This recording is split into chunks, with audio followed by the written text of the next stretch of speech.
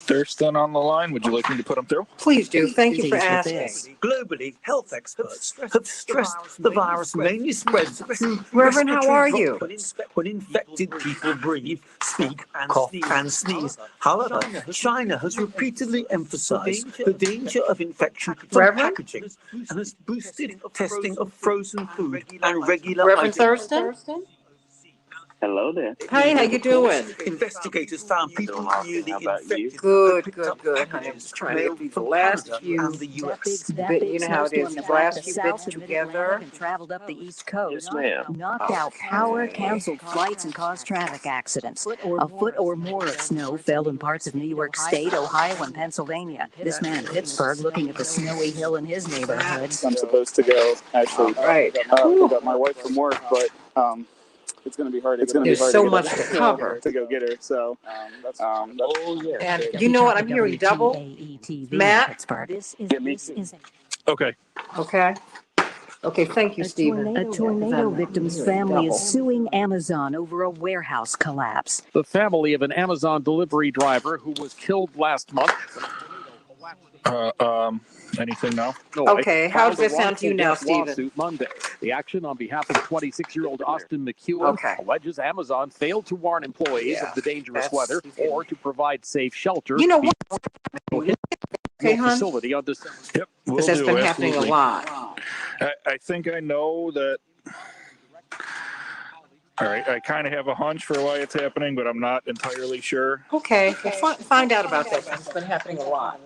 Okay. You know, we just want just one thing to get off your betrayed Jewish teenager checklist. Anne Frank and her family to the Nazis You know. during World War II. A cold case team says Pastor, they I'm think going to it was look a Jewish into notary named Arnold going to, what is it, Vandenberg, to who was trying to Phoenix? save his own family from the Nazis. Yeah. I really like Following it there AP too. News. I was out there for the Super Bowl a few years ago, This is 820 maybe a couple of years after that. WCPT Willow Springs. And it can be Worldwide beautiful out at there. WCPT820.com. Yes, ma'am. We are Chicago's So progressive let me talk, know where facts matter. give me the details. Well, on Facebook now, and WCPT if I 820 can, Chicago I traffic promise you, update. for the Lord, I'll meet you out there. CTA purple Give and me a yellow break. line trains are standing near Howard Station right now. We're told there's an unauthorized Need person one. on the track, Oh so my if they have gosh. fallen there, some crews are at the scene. Red line. Will we be going with Change the World again? Yes, It I'm going to stay with looks that like- for a while. Okay. He's on the red Okay. line, and perhaps soon on the purple and yellow as well. Express is slow from Roosevelt Range in downtown Chicago. Trip time, 35th Street. That bottleneck at the circle is 13 minutes. Outbound, it's 11. The inbound Stevenson ramp. The inbound Ryan is heavy, and traffic slows in the right lane approaching there. The Stevenson trip time just ticked up to 22 minutes from the Veterans Memorial to DeSable Lakeshore Drive. I'm Telemonte. That okay. The Tom Hartman radio All program right, provides let me all just the turn this chair intelligence, around. information, and insight you'll need to win the water cooler wars. You know, I do need to Weekdays, speak 11 with to you if you 2, have any right time here later on on WCPT today. 820, Chicago's progressive talk, where facts matter. Oh, I'm sorry. Can you turn the radio down a bit, Matt? You can track the Okay, I'm sorry, Pastor Thurston. I've got a staff meeting at We got just under a minute, by the way. I'll call you once we get done with that. Okay. If you could call me after 12. Yep. Okay, great. That'll work. Okay, so that's good. I have a couple of ideas. And there's some things I just want to start moving on this year. Okay. Something I can absolutely work on. Okay. Listen, That'll progressive pastors. It's an idea. Okay, so I got that. 10 seconds. Thank you. Okay, let the words of our mouths and the meditations of our hearts be acceptable in thy sight, O Lord, our strength and our Redeemer. Praise God. Thank you for being with us today. Change the world, change the world, change the world. We can change the world. We can change the world. Change the world. This is the Santita Jackson Show. War and hate to a place of love. It's not too late. Gotta save the children. We can't wait. Let's change the world. Hey, everybody. Welcome to the Santita Jackson Show. It's a joy to be with you today. On Tuesday, January 18th, 2022, I'm coming to you from WCPT, the nation's largest progressive talk radio station. Some people are surprised when I let them know, remember Air America? Well, that's what we are. That's right. We took over the airwaves for them, and we are growing our audience daily, and we thank you for your support. And AM 950 Radio. I can't forget my brothers and sisters to the north, Chad Larson, sending you and my team up there. So much love in Minneapolis, St. Paul, the voice of progressive Minnesota. Coming to you on the Santita Jackson Show YouTube channel. Please go over there now. Joyce and Lorraine and everybody else. And Lorraine sent me the most beautiful cup, the Santita Jackson Show cup. We're going to have to work together on that. My mug, everybody. And of course, I want you to call me at 773-763-9278. 773-763-9278. Let's talk about Laquan McDonald and Jason Van Dyke, who was given 5 years. He's going to be serving 3 years. He gets out in about 2 weeks for good behavior. But this is not unusual, everybody. So many police officers, those few who are prosecuted for killing people or for other malfeasances, they get out early. They don't get long sentences. They just don't get them. So we've got to talk about that today. And then Marilyn Mosby, these woke prosecutors, she's been indicted in Baltimore. And it's very interesting. She's from a police family, and the police union have pursued her doggedly. So now she's under indictment, and these charges could send her to jail. It's very interesting. The people who want to help the people get prison time, and the people who want to help themselves for the corporations, it's Miller time. to kind of pinch off a phrase from Reverend Jackson. It's just like good times for people who want to help corporations, but bad times for the people who want to help the people. So we got to talk about that, everybody. We got to talk about that. And I've seen it, whether it's progressive prosecutors, progressive congresspersons in both houses, on and on and on and on. I mean, I've seen it. And we need to talk about that. And of course, John Nichols will be with us to talk about the war on poverty, when indeed Dr. King was actively involved in the war on poverty when he was assassinated in Memphis, April 1968. Spent the last year of his life organizing with a rainbow coalition, if you will. And so there's that. We've got a lot to talk about. And of course, the voting rights bill is going to be debated. So, people are lamenting the fact that it might lose. I think everybody needs to come on record. So what do you think, everybody? Should they just go on and hold that vote so you can find out who supported voting rights and who didn't? I don't care what you say in the record. Forget the speeches. Where's your vote? Call me at 773-763-9278. And of course, we're going to be talking about wearing your mask properly, everybody. We're seeing, they don't even call them, not breakout infections, but these infections that you get after you get vaccinated. They're happening everywhere. There's something that we're not doing. And, I think that we have we thought that we were inoculated. We thought we were inoculated from these shots. We're not. They mitigate the severity of the virus, and they do a good job at that. But you need to look at, we need to have a global approach to keeping COVID at bay in our lives. In Chicago, we're going to have a high of 41 degrees today, partly cloudy. Minneapolis, St. Paul, 40 degrees, partly cloudy. The markets were closed yesterday because of the King holiday. In the NFL, we are in the playoffs, everybody. In the wild card game yesterday, the Rams rolled over the Cardinals 34-11. In the NBA, the Timberwolves will be playing the Knicks tonight. And yesterday, the Grizzlies rolled over the Bulls, 119 Grizzlies, Bulls 106. And in the NHL, the Wild, they fell to the Avalanche, 4-3 in Chicago. They fell yesterday. Oh my gosh, what's going on? From Stanley Cup to, we're struggling right in through here. Everybody, COVID-19 cases are on the rise in the U.S. due to the Omicron variant, but experts say it is still too early to determine if we're approaching the endemic phase of the virus. That is, if it's just here, everybody. According to data from Johns Hopkins, 1 in 5 Americans have been infected with COVID-19 since the start of the pandemic, with just over 680,000 cases daily cases reported yesterday. Top officials with the FBI and the Department of Homeland Security warned in a letter yesterday that faith-based communities will likely remain targets for violence, urging state and local partners to evaluate their security measures for mass gathering events and at houses of worship. The U.S. Senate is expected to take up voting rights legislation one day after the family of Reverend Dr. Martin Luther King Jr. sought to position the federal holiday as a springboard for important voting rights discussions. And Martin Luther King III and Reverend Dr. Bernice King did a magnificent job drawing attention to voting rights using their father's holiday for that. And so I tip my hat to them for that. The world's richest men saw their wealth double during the COVID pandemic. The 10 richest men in the world have seen their global wealth double to $1.5 trillion since the start of the global pandemic. How is that they got so much money? Oxfam is calling it obscene inequality. They're thriving as everybody else is starving. Don't you want to ask some questions about that? You know I'm going to talk about that this week on the Santita Jackson Show.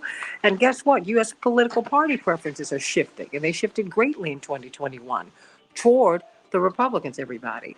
The general stability of the American electorate is still stable, okay? But from a 9-point advantage that Democrats had in the first quarter, now the Republicans, there's been a big swing. They have a 5-point edge in the fourth quarter. That's quite a swing. Wow. So what are we going to do about that, everybody? Got to think about that. What does that say about 2022? The teaching pastor of the Salem Baptist Church, the largest black church in the state of Illinois. We're so excited to have the author of Mirror Moments. Always, every Tuesday, he is right here on the Santita Jackson Show. Pastor Stephen Thurston, how are you doing today? I'm doing amazingly well, Santita.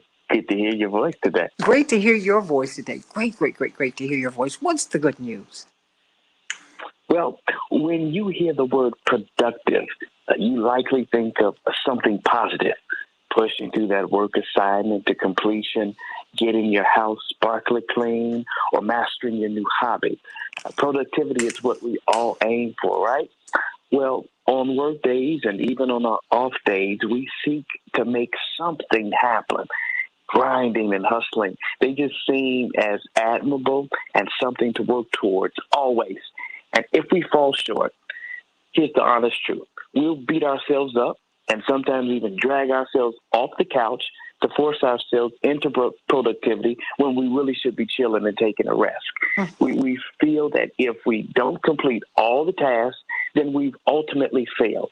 And so we set these crazy high expectations for ourselves, then hate ourselves when we don't meet them. But what would happen if we scaled back even just a little bit? What if we included rest into our practice? The need to be productive all the time, it's impeding our ability to enjoy life and take a breather every once in a while. Now, I'm not saying that all productivity and hustle are bad. I know it's the new year, and we started out this year with new goals, and we want to check things off our list. But what I am saying, however, is that the culture that we've built around needing to be a robot of a human being, producing 24/7, is what's gotten us into trouble. And so I've made some resolutions going into this year. Santita, I'm going to rest a little bit more than I have been doing for the totality of my professional life. And I say that, and I challenge us in this way today. This is the good news of rest, because for far too many of us, the grind never ends. And we never get ample rest. But here's the bad news. It will catch up to all of us at some point. Your body is going to tell you something if you don't stop ignoring it. Your work and your life patterns are not sustainable. You can't keep yesing everything and everybody, because life isn't just about how much we produce. Being able to rest, it's essential to being the best human being that you and I can be as we enjoy this short amount of time that we actually have here on earth. And the best way that I want to suggest we drop the grind culture and toxic productivity is to examine our lives. I want us to ask ourselves a few questions. Number one, am I pushing myself beyond my limits? Number 2, do I have too much on my plate? Number 3, how am I beating myself up? Number 4, what can I prioritize? And finally, number 5, where can I include more rest? Those are the 5 questions I want us to ask ourselves today. And maybe somebody is getting dressed right now, getting ready to head to work, and maybe you just need to sit down on that couch, call in and say, hey, I'm taking a mental health day today because I need some rest. I want our listeners to take a look at their lives and see where they fall victim to toxic productivity. Then and only then can we make some informed choices that intentionally include rest, because rest is the way out of this mess. Don't wait until you're hospitalized, laying there with tubes running in your body and machines hooked up to you to get some rest. I want you to choose to incorporate rest today. Amen to that. Because we're from a culture, Americans, that's what we value, hard work. That's it. And especially, one of the things that I saw when I was in college, Jesse, Johnny, and I were in college at the same time. And quite frankly, all 5 of us were away in school at the same time. So it was really kind of fun because we were on the East Coast and we could all visit each other, which was great. And my parents were very intentional about that. That having been said, my brother said, when I go visit my friends at UPenn and in the Ivy League and at these big white schools, because everybody but my brother Yusef went to HBCUs, he said, these kids know how to have fun. That, because when you have different, that's why it's important to have different experiences. And so many of us, particularly as Black people, it's so hard all the time. And we've been told, the big lie on us is that we're lazy. The big lie on us is that we don't want to work hard.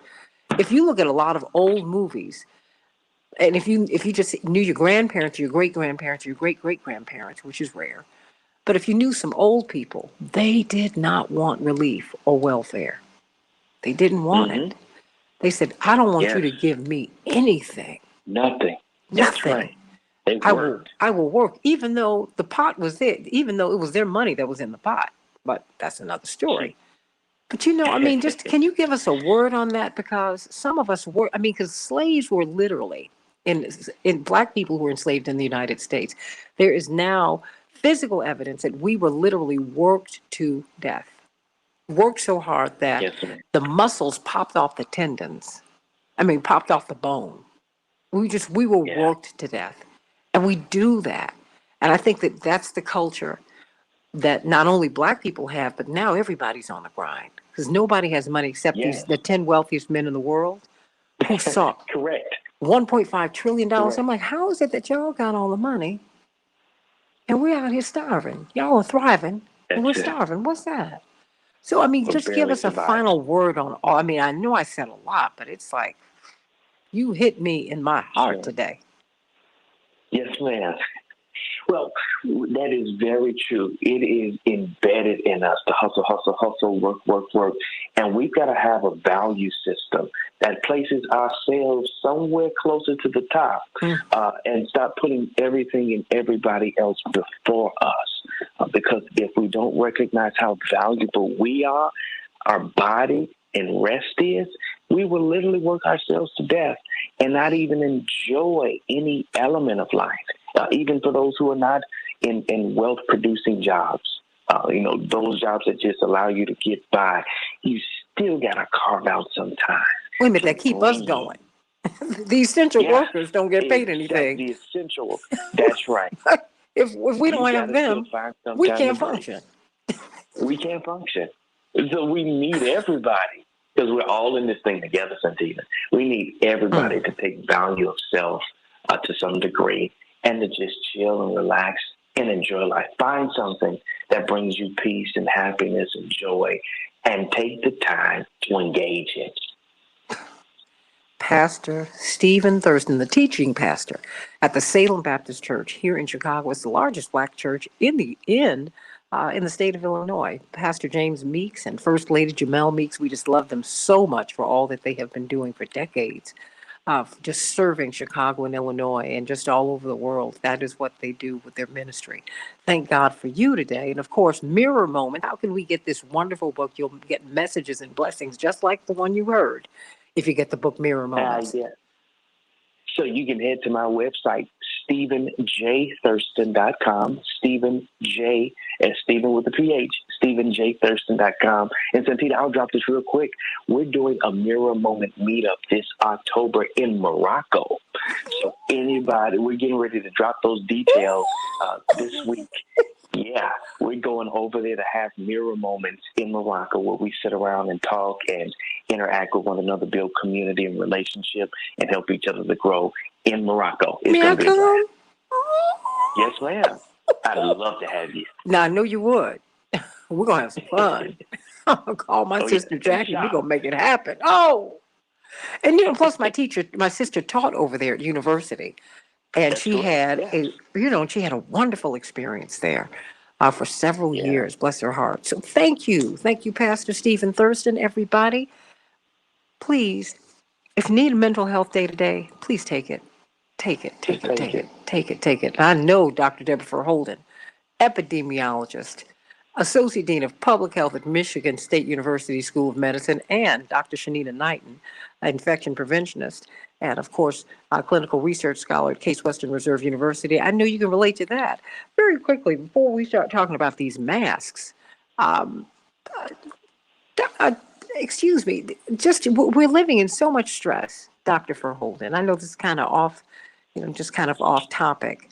But what about taking these mental health breaks? Because I think that when you're seeing people acting out on the planes and acting out publicly, there's so much anger and angst out here. I just feel like people are on the edge, Dr. Verholden. No, I wholeheartedly agree with you. This pandemic especially, I think, has taken its toll on people for many, many reasons, right? There's just the stress of not knowing, right? And a lot of people are, don't do well, living in chronic uncertainty, right? There's all the loss that people have incurred during COVID, especially losing loved ones to COVID. Can you imagine as you start to increase in the number of people who who died from this disease or gotten really ill, it only adds to the fear, it only adds to the worry. All of the stuff happening politically, coupled with the pandemic, the fact that people are indoors. People have spent so much less time outdoors. People have gotten less sun. And people don't realize that sun helps break down vitamin D in the fatty layer of your skin, which is very, very good for mental health. This is where seasonal affective disorder comes from, right? Typically when people are in those periods of the year where they are outdoors less, people's moods will shift and they tend to shift downwards, like leaning towards depression. There's just so many things that go with it. Kids, many of our kids have missed a lot of the socialization that happens, when you're not in school. So it's a lot. It really is. As he was talking, I literally thought yesterday was a holiday, a university holiday. And I was on with a new employee, who said, is Martin Luther King Day a holiday? I said, it better be. And I said, but just look it up real quick. We were on the Zoom. I said, look it up real quick. She looked it up. She said, oh, it is. It's on the list of holidays. And I thought, shoot, what would I feel about MSU if it wasn't? And then, lo and behold, I had a meeting on my calendar. And I said, why is this meeting on here? My people are real funny. If it's a holiday, people don't do meetings. So I showed up to the meeting just to make sure that I hadn't missed something. And everybody was on the call. I said, why are you guys here? Isn't it today a holiday?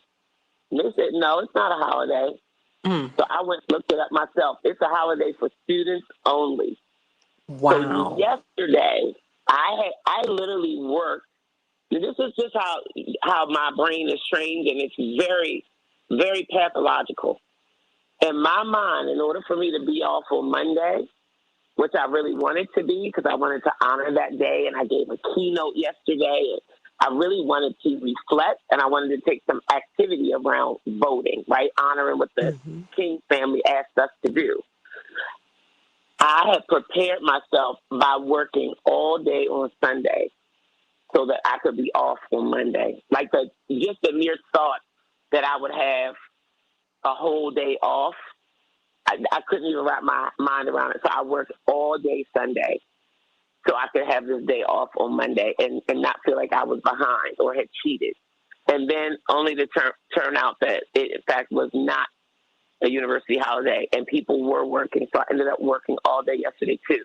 So just listening to Pastor Thurston, I'm like, and like now I'm tired. Like I literally planned on having a day for me yesterday and it didn't work out. And I'm like, yeah, but no one has to give you that. You can just have that. You can just take that and turn the auto reply on your email and let the, people you're working with know, hey, I'm going to be off tomorrow. Let me know if you need anything today because I'm going to be off tomorrow. But I don't do enough of that either. I have it really bad. And where I went to school, you get really trained into working yourself and grinding yourself down to the bone. They love it. There was literally a woman. I had one of my kids. I was literally sitting at my desk, and I was in labor, and I waited until I couldn't wait anymore, and then I walked across the street to the hospital and had my son the same day. And then was back at work 10 days later. My one colleague took a call from her hospital room 2 hours after delivering, was on a back then we weren't doing Zoom, we had conference calls.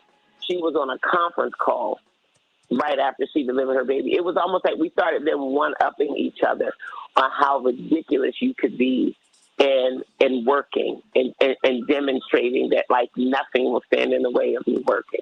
And it's almost like it was like a badge of honor. Her and I reflect on these things now because both of us have become somewhat of senior leaders in the academy. And I'm like, we got to break that cycle because I don't want to model that behavior for the people coming behind me. It's got to change. It's got to change. I mean, because that's what we're now doing with COVID. If you get the shots, which mitigates the severity of COVID, and you're asymptomatic, which means you still have it, you're still shedding virus, go on back to work. Go back to the hospital. Go back into the office place. Shed the virus. It's okay. No. Get well. And we've got to change the culture here. Get well and give people a break. Somebody's got a break. The 10 richest men in the world saw their wealth double.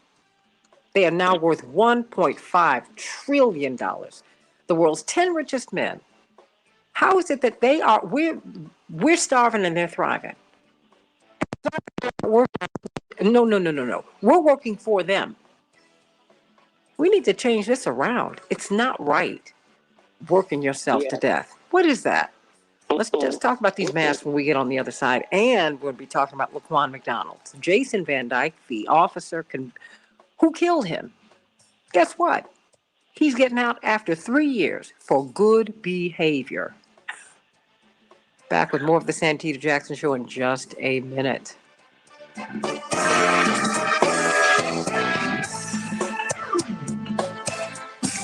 Oh, Deborah. I mean, no, you got me on that. But I'm going to have to abbreviate the segment a bit because I've got to, you see this guy's getting out for good behavior. Oh my God. And just, he shot this boy 16 times. Emily.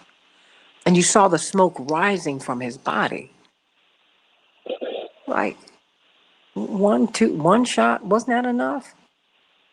He shot him when he was on the ground? Ooh. And we're talking about Marilyn Mosby from your part of the woods. They're after all of Marilyn these. Mosby is my homegirl. Oh, girl. I love me some Marilyn Mosby. And me too. Yeah. And I'm furious about what they're doing to her. Old-fashioned witch hunt is what that is. And they did the same thing. I saw them do this, because her lawyer is trying to get the federal prosecutors removed from the case because they contributed to the man who ran against her. And see, I saw them do this to Marion Barry with Joe DeGeneva. Oh, yes. When Joe DeGeneva resigned, my mother was visiting Washington, and she and I looked at each other, and we said, ooh. She said, She said, I think they've got Marion. And it was just heartbreaking because he was like family, and he will always be like family to us. And more than that, he had really served the people. I mean, you all have to remember when Marion Barry died, they had a state funeral, a people's state funeral for him in Washington, because he had done so much for basic people, basic black people in Washington. Washington's a very bourgeois, wealthy town. Okay, I have Attorney Patillo ready. I'm still trying to get a hold of Attorney Loeffler. All right, thank you. But he made poor people and poor black people, working class black people, he made them count. We had never seen anything like that in Washington, ever. Chocolate City created a black entrepreneurial class. Oh, you can't say enough about Marion Barry, and I'm not going to stop. The only reason you have BET is because he had the power to hold a cable station that was going to be a global station, and he gave it to a DC boy, Robert Johnson. So, and when people do great things for you, you need to keep their names alive. That's what we need to do. Watch this. He was I was born in D.C. And I grew up between D.C. and Prince George's County, which is right outside of D.C. So Marion Barry is like a household name for kids, that I grew up with. So peep this, me and my brother, who shared a room until I was about 12, and we're very close. And my mother always made it clear, I had the two of y'all, so y'all would have each other. So our parents would say, you go play. Like you always, he was like my baked-in play buddy. We're 2 years apart. And we used to play a game called Mary and Barry. Because when we were little, we didn't realize it was a person named Mary and Barry. We thought it was a husband and wife named Mary and Barry. So we would play Mary and Barry. I would be Mary and he would be Barry. I love it. Have my doll babies and we would, like play house or whatever. That's just how big Mary and Barry was in our world. Like, he's a household name even for children. Look, that's what matters to me. 2/3 of the city. That's all right. He worked for me. Please. We love, and I love Marion Barry today. Now, I'm going to take you to about 42 minutes after the hour. So we're going to go right to these masks. But you all stay on so you can listen to us and comment if you wish about Laquan McDonald. Oh, it's too much. Robert Patillo. Well, Robert, your guy's here. Deb. Riding with Robert this morning. That's what we doing. 10 seconds. Yes. Good morning. Crazy Robert Patillo. So it'll be about 8 minutes. Okay. Change the world, change the world. We can change the world, we can change the world, change the world. This is the Santita Jackson Show. War and hate to a place of love, it's not too late. Gotta save the children, we can't wait. Let's change the world. Hey, everybody, call me at 773-763-9278. Let's talk about Laquan McDonald, Jason Van Dyke, the man who killed the then police officer who killed him, is going to be getting out of jail after 3 years for good behavior. I want to know what your thoughts are about that. But before we do that, we have a bit of an abbreviated health segment today, but I'm so glad that Dr. Deborah Furr-Holden, Associate Dean of Public Health at Michigan State University School of Medicine, talked to us about our mental health, because that's a public health issue. It really, really is, and we need to pay attention to that. Getting your rest break. You talked to me about my sleep hygiene, Dr. Deborah Furr-Holden. We need spiritual hygiene, social hygiene, mental health hygiene. We need that too. But you've got Dr. Shanina Knighton here with us, registered nurse, infection preventionist, one of the few in the world, really. You have been up in arms, Dr. Knighton, about masks. I read this article about masks preventing the spread of Omicron, but only if worn properly. And that is something that you have been all over, that they really do work, but if they're not worn properly, you might as well not be wearing one. Speak to us about that. Good morning. Good morning. So I know that there's a lot of controversy right now. Many are wondering, well, what is the right mask? We're thinking about. Can you still hear me? And we're thinking about its high transmissibility. And the one thing that concerns me is that whether we were talking about COVID back in February of 2020, when we were talking about how highly contagious it was, versus now where we're saying Omicron is highly contagious, we have not taken time to evaluate how people are using masks. We also do not think about, for even now, let's say with the N95s, right? So it is advertised that they provide the best protection, but 95% versus, let's say, 91% of correctly wearing a 3-layer of double masking, right, which we've heard about, or wearing a medical mask with a medical brace. We don't think about the many different methods that can be used, even if we don't have an N95. My concern with the medical grade mask, and I'm specifically speaking of the N95, are conditions that have been around even scientifically prior to what's being rolled out now, meaning we've had healthcare staff that complain about the mask making them feel claustrophobic, about them reporting headaches, about the skin contact dermatitis. These are all things that can be found in the literature even prior to 2020. Now, as of December of 2021, we recently had a study done, and I will be honest, people can call it bias, but when it comes to the Association for Professionals in Infection Control and Epidemiology, I'm following that science. I'm following that implementation science because that organization has been around and founded since 1972 and has been the driver behind a lot of infection prevention practices that we see in hospitals and even now that we're starting to see in the public. Well, a study that was just done, that was published in the American Journal in Infection Control, showed that depending on the combination of masks, if they are worn correctly, they can provide just as good of protection as an N95.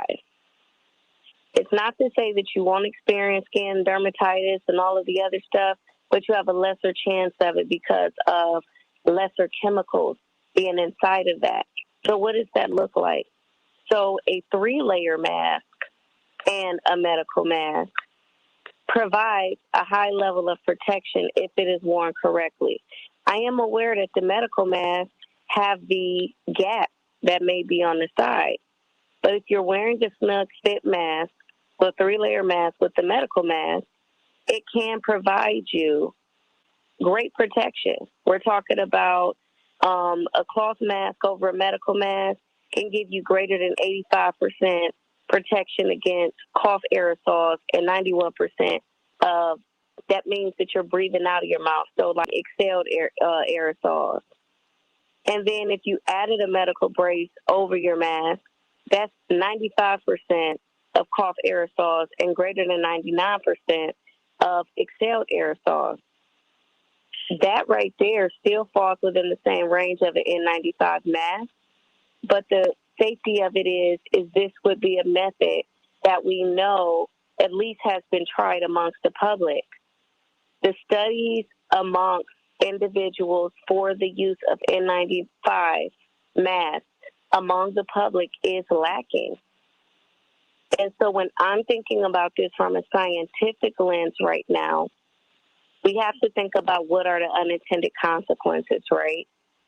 So even knowing in healthcare, we have to undergo an annual fit test, which means that we test the snugness and the fit of the mask to make sure that it's going to give us the 95% protection.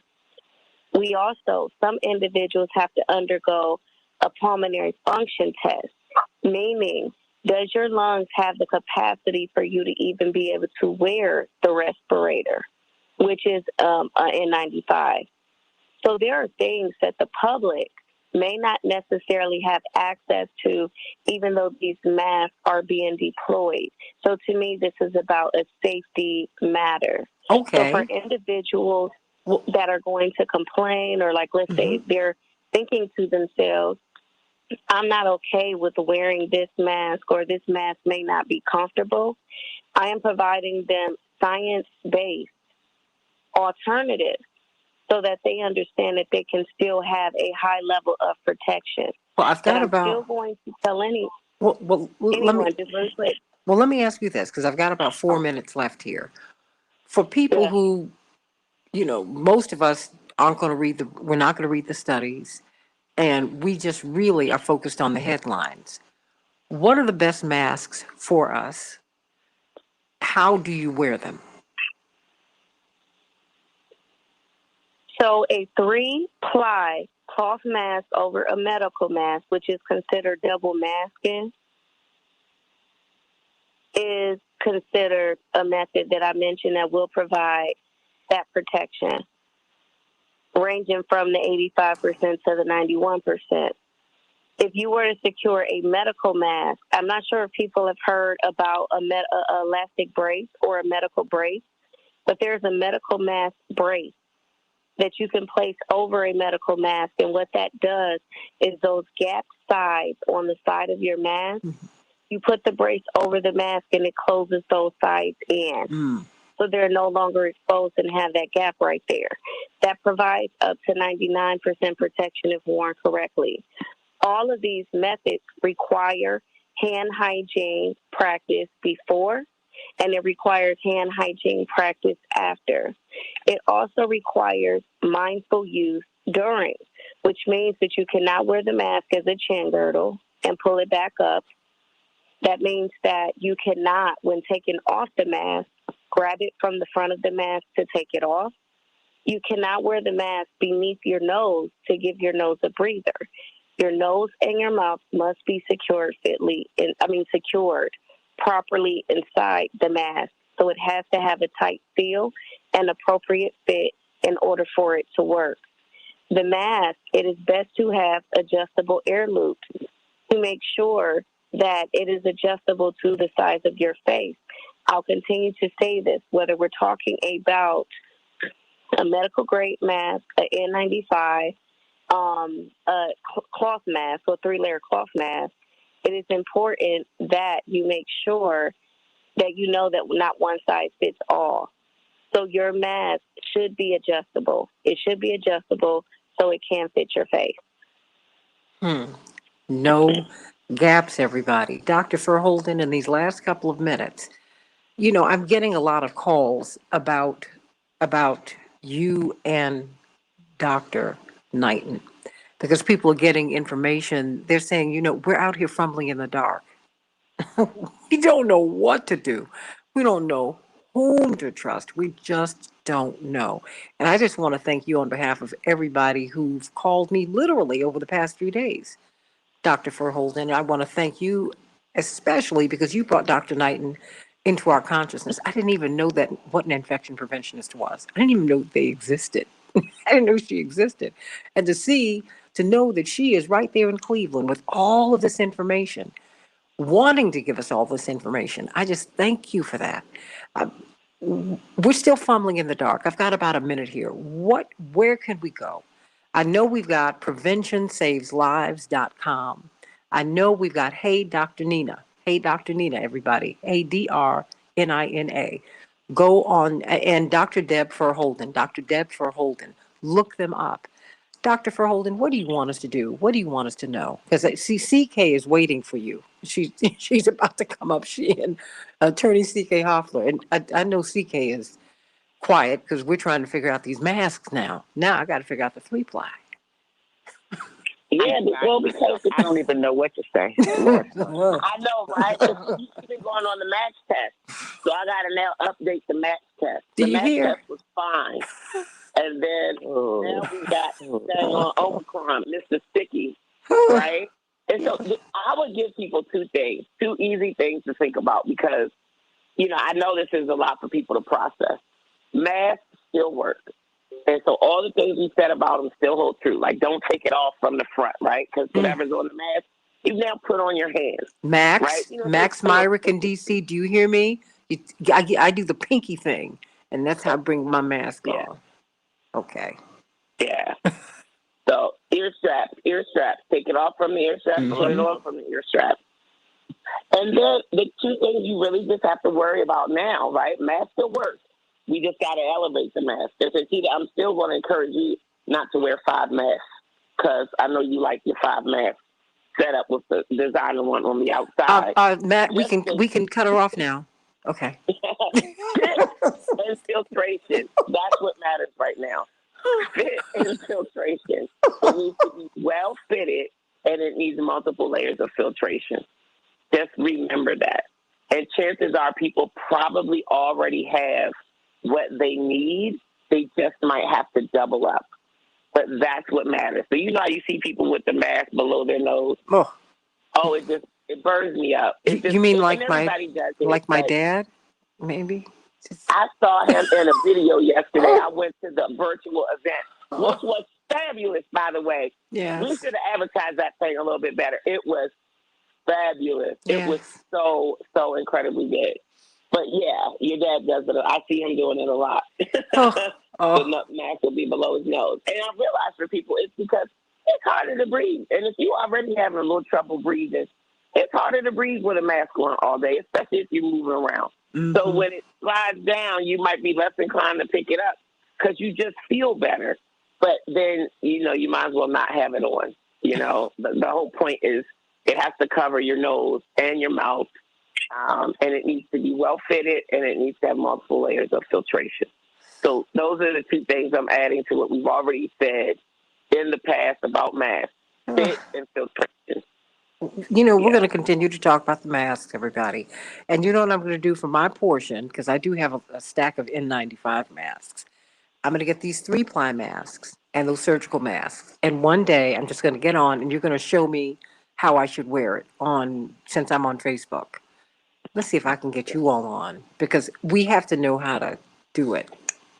That's another thing, because they should have 2 straps, Santita, and I'm talking about the N95, and one goes around the crown of your head and the other one around the base of your neck. Oh, yeah, and I have that. So I wholeheartedly agree on that. And 2, just to add to what Dr. Deb said about the lighter test, the match test, your mask, you should not be able to hold your mask up to a light and be able to see through it.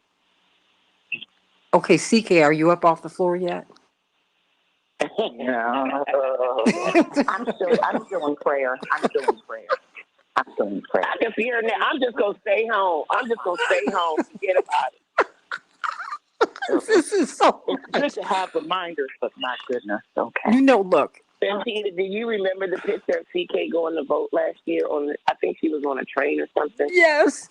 And she was all, you remember, she was all bundled up. She had her mask on, everything. She looked like Naomi Campbell. They both look crazy.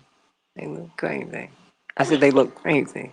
Because Naomi Campbell has one on CK. Yep. She wears a hazmat. But she's all right. And I'll be honest, and I hate to say it, Santita, but I seen that, and I wanted to blow up all her infection prevention practices with them nasty gloves and her cleaning. So that's a whole nother story. I've seen it. You know what? Carol Soskin said, you cannot make this stuff up. You can't. That's why we're bringing this to you every day. And my friend Max Myrick in Washington, D.C., brilliant, really one of the pioneers for us in media. He said, I love Dr. Verholden and Dr. Knighton. He said, I get so much information because we're not getting it. We're just getting frightened to death.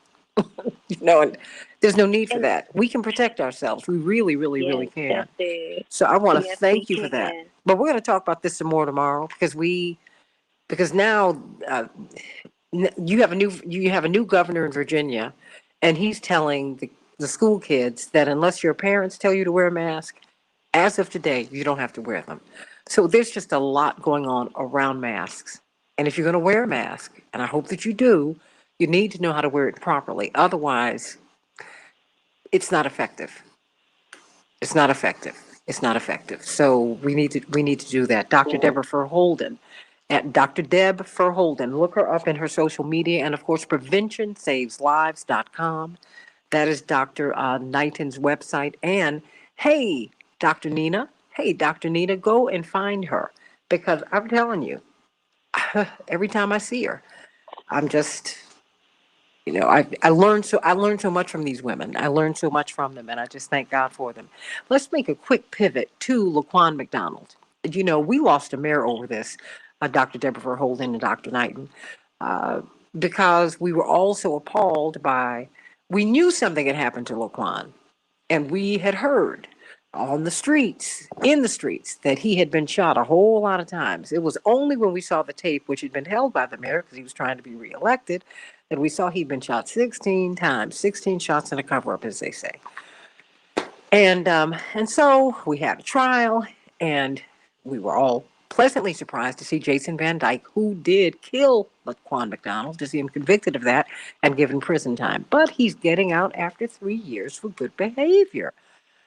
Robert Patillo, director of Southeast Rainbow Push Coalition, host of his own show on WAOK, the iconic talk radio station in Atlanta, from 1 to 4 every Sunday. You don't want to miss it. Of course, CK will be on her own show on WAOK at 11 o'clock Eastern Standard Time today at 10 o'clock. So check her out. And of course, she does legal Q&A with CK. Maybe we'll carry this over tomorrow. I mean, there's a lot to talk about. CK, what about this 3 years off for good behavior? I mean, he's been a model prisoner. What's that? Nonsense. Okay. In one word, nonsense. I mean, just think about this. 3 years off for good behavior for committing really such a truly heinous crime. I think that heinous crimes. I think that there is a desperate need for criminal justice reform and prison reform. This is an example of how it's abundantly clear that there's a need for reform and the need for uniformity of rules and consistency of rules. Because for some people, the rules just apply differently. This is a high-profile case, as you said. Many suffered as a result of it. It became a political case, a politicized case. And, I have to think of the family of the victims. I mean, that's who we have to think of when we look at that case, Santita. So, in a word, nonsense. Robert Patillo, what say you? Because it seems that I was reading different reports, and police officers who are convicted, that doesn't happen often, the police officers who are convicted because they've killed someone, they catch a break at sentencing time. It's just, something doesn't seem right here, Robert Patillo.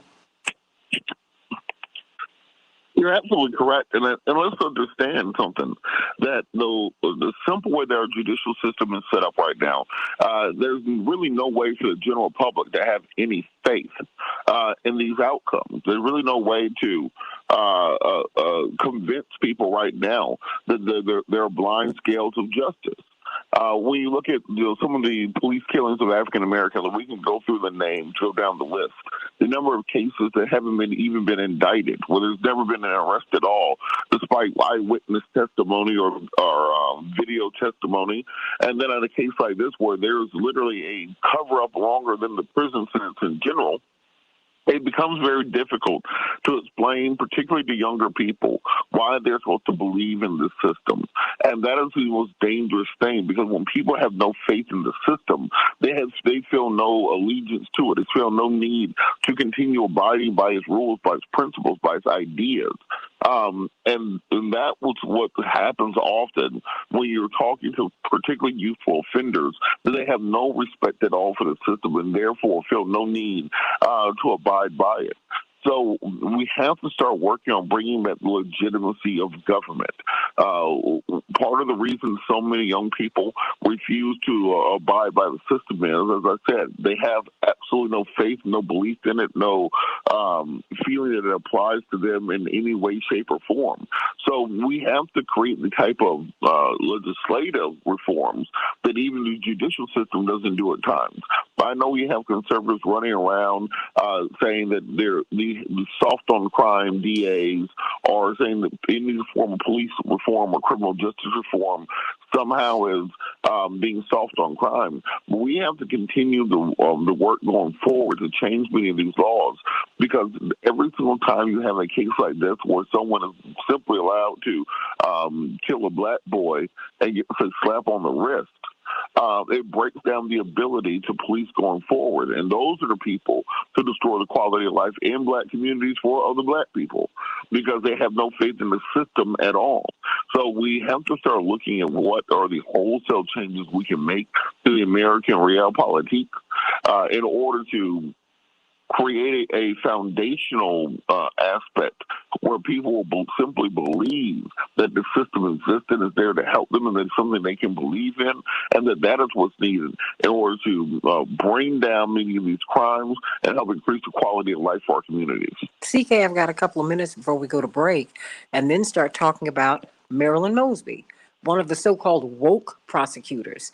It seems to me, CK, that the people who we elect or the people who want to help the people, they go to jail. They get indicted. But the people who help the corporations get a chance to help themselves and keep it moving. I just... Santita, without a question. I mean, I'm not condoning, let me just say from the beginning, because I don't know the facts. Yeah. And I'm not condoning anyone getting a loan improperly, getting, presenting false We're not information signing up for malfeasance. Now, nobody supports, no. Malfeasance or illegal activity, not at all. So I just want to state that I don't know the facts of this case enough and I would not, you don't convict someone before they've had their day in court. However, I will say that when you are progressive in your thoughts as a prosecutor, when you are trying to do the right thing by our community, when you are working hard and to the detriment of you and your family, because oftentimes your family has death threats, you have death threats, and you will become a pariah in some communities for doing the right thing. In our communities, you are under a microscope, and every single thing that you do will be scrutinized over and over again. And I do believe that a lot of times I believe that there should be scrutiny for everybody. Mm-hmm. So whatever Marilyn Mosby is being accused of, we need to look at everybody who's doing that. I don't know if the allegations are true or not. Again, she has to have her day in court. She's entitled to a defense. I suspect there's a fly in the ointment somewhere because it seems rather peculiar. However, when I say fly in the ointment, it just doesn't smell right. She's an honorable prosecutor. She's been trailblazing prosecutor. She's been someone who many have admired and tried to emulate because of her bravery. And she's an African-American woman. So she has all kinds of battle scars on her. But having said that, no one is above the law. I just would like to hear the full story because I suspect that there's another story that explains the allegation. That's right. What I suspect. You're right. And no one's above the law, but no one should be beneath it. Well, somehow or another, people who want to help people got to go to jail. But these people who want to help the corporations, they stay out of jail. Get out of jail free cards. It's all of that. And I think we need to talk about that today because we have a woke prosecutor here in Chicago and they keep coming after her. They're coming after all of them. The folks who feel that you don't need to go to jail because you have marijuana. Really? The people who want to say, you know what? We should scrub your record. You served your time. You need to be able to go forward. You've led a good life. These are the people who are in the crosshairs of the establishment. We need to talk about that on the Santita Jackson Show. And let me know what you think about Jason Van Dyke. He killed, remember, 16 shots in a cover-up. He shot Laquan McDonald 16 times. Most of the time, he was on the ground. He will be out on the streets February 3rd for good behavior. 773-763-9278. Back in just a minute.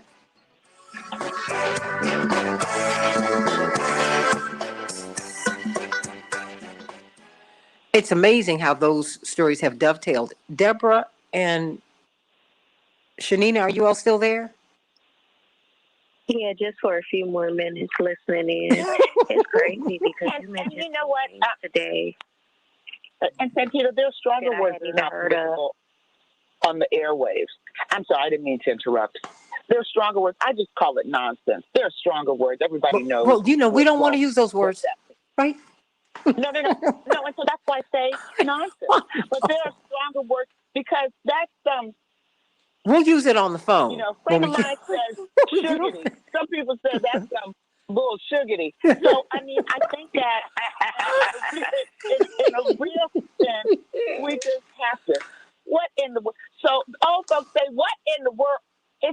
really sheer nonsense.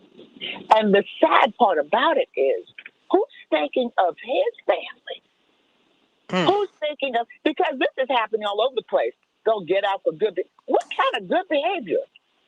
Is he ever going to stand up and be back at the dinner table? They'll get out for good. Pay no attention.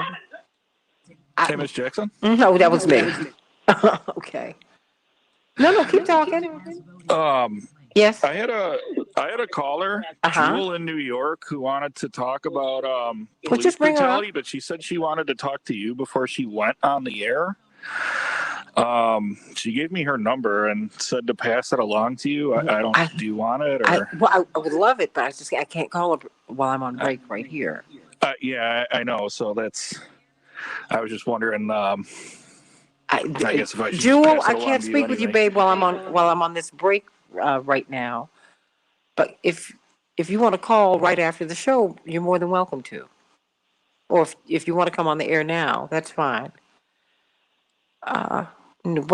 Chaparral said, no, CK. The old people say, what the world? They say that too. Or bless your heart. We have some creative ways to go. Bless your heart. That's some bullshiggity. Bless your heart. Bless your heart. Oh, my grandmother Helen was great for that. It was great. Well, bless his heart. I didn't know what she meant. And she'd just say it and smile, tilt her head to the side. And then give me a lovely grimace. Yes, right, Dave Dowling. 16 shots is disgusting. And to see this boy getting shot while he was on the ground and to see the gun smoke rising from his body and to think that they sat on that video to get a mayor reelected, who is now the ambassador to Japan. Peter Principle, talk about failing up, or maybe you didn't fail up. Maybe you succeeded. Maybe this is all about hurting people and not helping people to thrive and live. I don't know. Something about this is real off to me. Okay, so what do you all think? Call me at 773-763-9278, 773-763-9278. You all keep on talking amongst yourselves. Okay. You know me, I'm trying to do a couple of things right here at once. Are you still there, CK? Oh. Yes, I am. Oh, okay. I am still here. Robert, you still there? I am indeed. I feel like a preacher in church. Like, wait a minute, can you holler if you hear me? Something. Shanita, were you going to say something?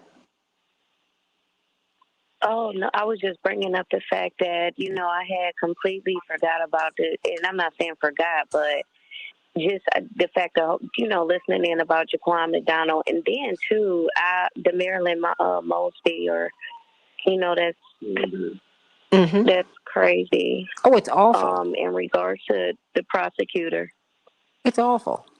I mean, they finally got Marion Barry on smoking crack.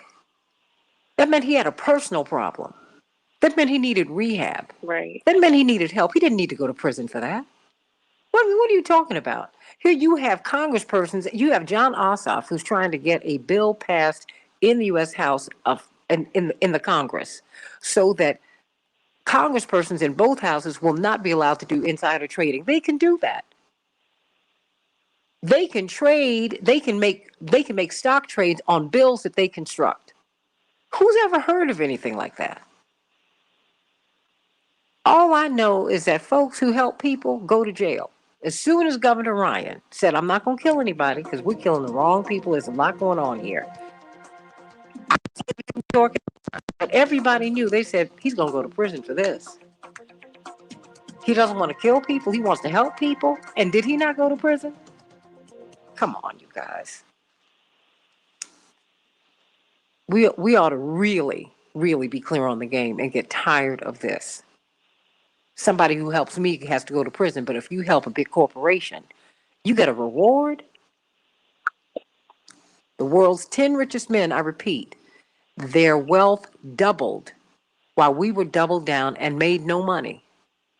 We were begging the government to give us $1,200 so we could eat. 1 minute. While we were sweating people who were getting a couple extra, a few $100s extra a month. If they went shopping, so what? Isn't that what America's about? Why, I mean, why do you want poor people just to suffer? Do you want them to eat the grass outside? What is that about? Crazy. Tell you what, the stuff that you wish on people, I hope it never happens to you. Think about that. So, well, I digress. Here we go. 30 seconds. And I've got that live read. Thank you so much.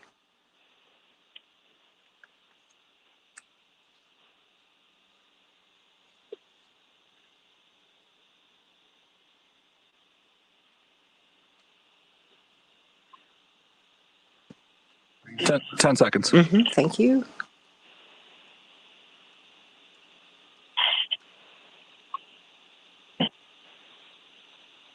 We can change the world, change the world, change the world. We can change the world, we can change the world, change the world. This is the Santita Jackson Show. War and hate to a place of love, it's not too late. Gotta save the children, we can't wait. Let's change the world. Hey, everybody. Welcome to the Santita Jackson Show. It is Tuesday, January 18th, 2022. I'm Santita Jackson, coming to you from the Santita Jackson Show, WCPT 820, the nation's largest progressive talk radio station, AM 950 Radio, the voice of progressive Minnesota up in Minneapolis, St. Paul. And okay, on YouTube, the Santita Jackson Show YouTube channel, everybody. Please go over there, like and subscribe on the Santita Jackson YouTube channel and on the Santita Jackson and Friends page. I can't take any friends on the Santita Jackson page. It's just a landing page. The active page is Santita Jackson and Friends, everybody. Please meet me over there. And call us at 773-763-9278. 773-763-9278. You can text us at that number as well. Reach out to me on Instagram at Santita Jackson IG, and of course at Santita J on Twitter. All right, everybody, what are we going to talk about? We're talking about these woke prosecutors who are being prosecuted, or are they being persecuted? We're going to look at Marilyn Mosby, what's happening with her in Baltimore, but we're looking at Laquan McDonald's killer, former Chicago police officer Jason Van Dyke, who is going to be released from prison after 3 years, and he's going to be released for good behavior, everybody. Before we get into that, I want to talk to you about Team Hochberg, everybody. I want you to call them at 855-56-DAVID, 855-56-DAVID, or go to 56david.com. We found that that black mortgage applicants are denied 84% more often than white applicants. Do you need some help with your mortgage? Because of data like that, we've got Team Hochberg. If you're purchasing a home, if you need to create credit, if you need to rebuild your credit, if you had some financial difficulties, these are the people that you need to call. If you're purchasing a new home, if you need to refinance your existing home, if you need to secure a VA loan, you need to call Team Hochberg, your trusted local lender.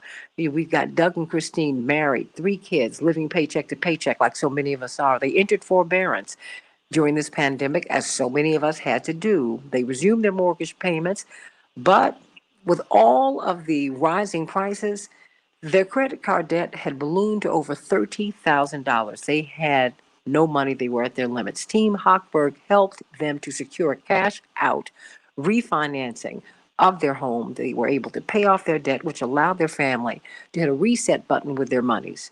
So you don't need to lose your home. In fact, there's a way to get your home refinanced. And since black people have a particular problem, we face particular hurdles getting refinanced, we want you to call Team Hochberg at 855-56-DAVID, 855-56-DAVID, or visit 56david.com. They are here to help you. They have helped thousands of WCPT listeners refinance after forbearance, and they have helped so many, and they want to help you build your credit, create credit, fix your credit. Let's do that, everybody. Call them at 855-56-DAVID, 855-56-DAVID, or 56david.com. It's all right. We can work it out, everybody, as the Beatles would say. Well, let me go to you. Let me start with you, Robert Patillo. Help me to understand what's happening with Marilyn Mosby. It seems that these woke prosecutors, as they're called, they were elected to office over the past few years, and people have been very, very excited, but they are really, it seems like the system that they're fighting is now fighting them back. What's going on with Marilyn Mosby? Well, there's a reason that the system is the way that it is. There's a reason we talk about systemic racism, because we've preached for years, vote in the people you need. But what we've seen around the country is, particularly with these black female prosecutors, the white power structure does everything they do to fight against them, whether it's Fonnie Willis in Atlanta or Marilyn Mosby in Baltimore or Kim Foxx in Chicago. These people have a very, very strong issue of black female prosecutors, and people have been after Marilyn Mosby for years, and also her husband Ken Mosby, who are kind of a power couple in the Baltimore area. So the current indictment against her, the federal charges against her, I believe one is for lying on a mortgage application for their home in Florida. That the accusation is that she took money out of her 401k and used that to purchase a home. Now, that doesn't sound like the most corrupt system on earth, but she did break the rules. We do, of course, want that person to be prosecuted and brought to justice for that. But comparing that to the public outcry and the public condemnation that we've seen, the attacks by the governor, Larry Hogan, on Miss Mosby, the attacks by the police union on Miss Mosby, it's very clear that what these people actually oppose are the types of criminal justice reform efforts and police reform efforts that these prosecutors are making. When they say that we're no longer going to prosecute sex workers for simply working, when they say we're not going to prosecute youthful offenders for misdemeanor, nonviolent cases that should really be handled by social workers.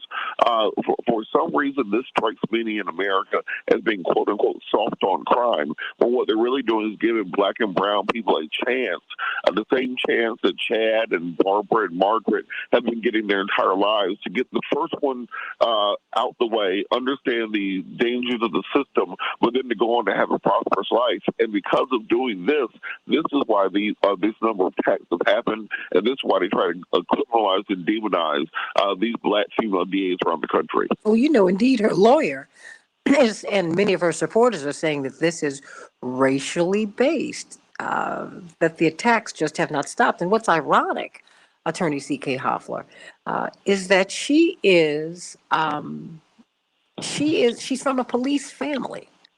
I mean, she's now, she's a prosecutor, but she is from a family of police officers. And it just seems to me, as I'm looking at, there's something that's just not lining up here. Because I see how they go after Kim Foxx here. I see how they're going after these, they're calling them woke prosecutors, but they are for the first time. If you look at all the police shows, everybody favors the police. You don't have a corrupt police among them. Everybody favors the prosecutors. They're always right and righteous. But when you have a prosecutor who says, I see flaws in the system, and we have become the incarceration nation, this is unnecessary, we've got to do something else. It seems that they are ravaged and savaged in the press and by the police community. Help me with this, because no one is saying that if there's been some wrongdoing, that should be allowed. But there's wrongdoing, CK, and there's wrongdoing. I mean, no, absolutely, Santita. I as I said, I think there's a fly in the ointment. I think this is politically driven. But again, if there is some wrongdoing, then we'll hear that there's wrongdoing, legitimate wrongdoing. And we should just across the board use the same level of scrutiny against other prosecutors. But Santita, I'm reminded about a year ago, your dad and Rainbow Push did a wonderful program, a seminar.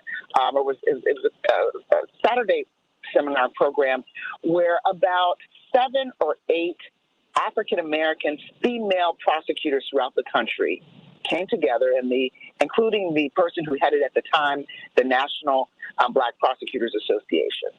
And these very issues, the targeting of black prosecutors, black women prosecutors who were progressive in particular, and the manifestation of the attacks, not just to them, but to their families, to their entire circle, was really just unbelievable, unparalleled in this country, and it's on the rise. So it's yes, black prosecutors who are woke and progressive are on the attack, but the way that it's manifested itself against black women prosecutors is particularly stringent and oppressive. And I think this is yet another example of that. Again, nobody's condoning illegal behavior. No one's condoning that. But I just don't believe in this case, and I will have to see how the facts, unfold, that there has been the level of criminal activity, to the extent that there's been any, that is being alleged here, and that there's a fly in the ointment. And I look forward to her launching her defense. When you are being accused of a crime, you have to be very careful, even when you're a lawyer, about what you say in the public domain. It doesn't mean that you're guilty. It doesn't mean that you did anything wrong. You have to be very careful. And we've seen that time and time again by people who are not careful, who make comments, who make statements, and those comments and statements are twisted, and you can give the press and those who are certainly in a political environment opposing you a lot of ammunition to destroy you. So that she is not taking certain statements and trying her case in the press does not mean that she is guilty. So I'd like to see how the facts unfold. I want her to have her day in court the same way everybody else has his or her day in court when they're accused of a crime. Well, I mean, Robert, what has she been accused of? Well, as I said, one of the accusations against her is that she took money out of her 401k and used it to buy a house, which was against the rules for buying the house. In the grand scheme of things, I don't think that's the type of corruption that people are looking for. If you look at the city of Baltimore, for example, there are a whole lot worse public officials than somebody using money from their 401k to purchase a home in Florida, or to purchase two homes in Florida during the coronavirus epidemic. And I believe there's so what the one claim is, she falsely claimed she was suffering financial hardship during the pandemic to obtain an early withdrawal from her retirement savings account without facing penalties, and and then using that money to purchase a home because of that. So that is the charge against her, not violating the public trust, not conspiring with the mafia to let people out of jail, something along those lines, or some of these other things that we see in many cases. So this is why a lot of people feel that this is a political prosecution against her, that as a African American woman who is trying to reform the criminal justice system in a notoriously corrupt city, this very clearly is a case where the local government has been against her. The state government and Governor Larry Hogan, the Republican governor of Maryland, who plans on running for president in 2024, has made it a point to fight against her. They are really simply trying to use any methods that they can to drag this woman through the mud. And I think that this is why it's important to pay attention to these cases. Nobody condones breaking the rules, but there's a big difference between breaking the rules and the type of felonious activity there that the media is making it out that she's somehow violated the public trust. Well, breaking the rules and breaking the law are two different things, okay? Because there's an ethics committee that said that she didn't do any wrong. I mean, I'm tired of that. I'm tired of that. I know when they wanted to send my brother to prison, they didn't want him to repay any money, or they didn't want that. They wanted him to go to jail. That was it. That's what they told us. That's how this works. I see someone talking about Ron Dellums, the Mitchell family. I mean, this is what we do. Aren't you tired of it? I mean, I know I am. Let me go to Noel on the South Side. Noel, how you doing? Good morning, Miss Jackson. Good morning. Good morning. What's on your mind today? How you doing? It's great hearing your voice. Okay. They are charging Miss Mosley with taking money out of her own 401k and using it because she did not face any sort of financial hardship. Okay, that's the accusation. Mm-hmm. You have members of Congress whose salary was not affected that took PPP loans. That's taxpayers' money. Mm-hmm. Okay? Members of Congress during the pandemic doing insider trading. Insider trading right now. Okay, exactly. They had meetings and knew the pandemic was coming, and they were selling stocks and buying certain stocks after they had a meeting, and not one prosecution was brought. Wait a minute, and it's still legal. And Nancy Pelosi said, no, we need to leave these rules in place. It's a free market. We are. She said we all have a right to trade. Yeah, you are a member of Congress. You have certain information the public does not have. The mayor of Baltimore took her own money. This is not taxpayer money. This is her own money. And money she earned. It's her own money. It's that simple. That's crazy. That's crazy. No, well, I agree with you. She did not take taxpayer money? Okay, have a nice day, man. Sorry. No. Look, I love the emotion. I'm feeling you. Because this is her own money, CK. It's her own money. She's not in the public till. This is her own money. She is not taking PPP loan. It's not PPP loan what members of Congress are using their salary wasn't impacted, but they still took taxpayer money for their businesses and their homes and things of that nature. Members of Congress and the President of the United States for his businesses, his salary wasn't impacted, but he still took taxpayers' loan. And Miss Mosley took her own money. She didn't go and take my money. She took her own money. She can do whatever she wants with it. That's her money. I don't care. You do not get any pushback from me. As a matter of fact, I'm applauding you because it's her own money, Robert. It's her own. Can I add something to this, Santita? Yes. Let me just add something real quick because. Oh, wait, this is Dr. And you have more with Marilyn Mosby. Yes. You got to know, Marilyn is my girl. My daughter used to work for Marilyn Mosby. Marilyn Mosby is all of the great things that we think she is. She's that and then some. Marilyn has a lot more integrity than most elected officials that I've interacted with.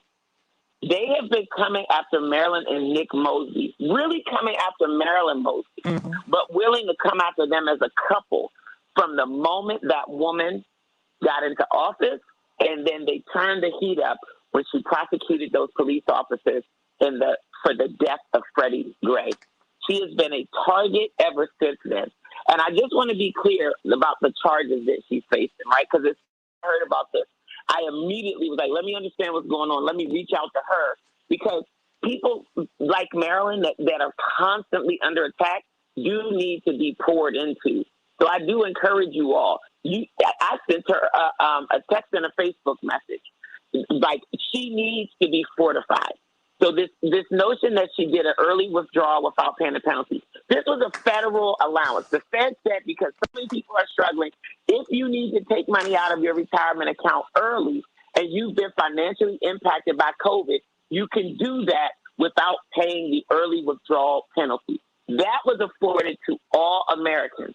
They're saying Marilyn didn't meet the criteria because she earned $10,000 more this year than the year before.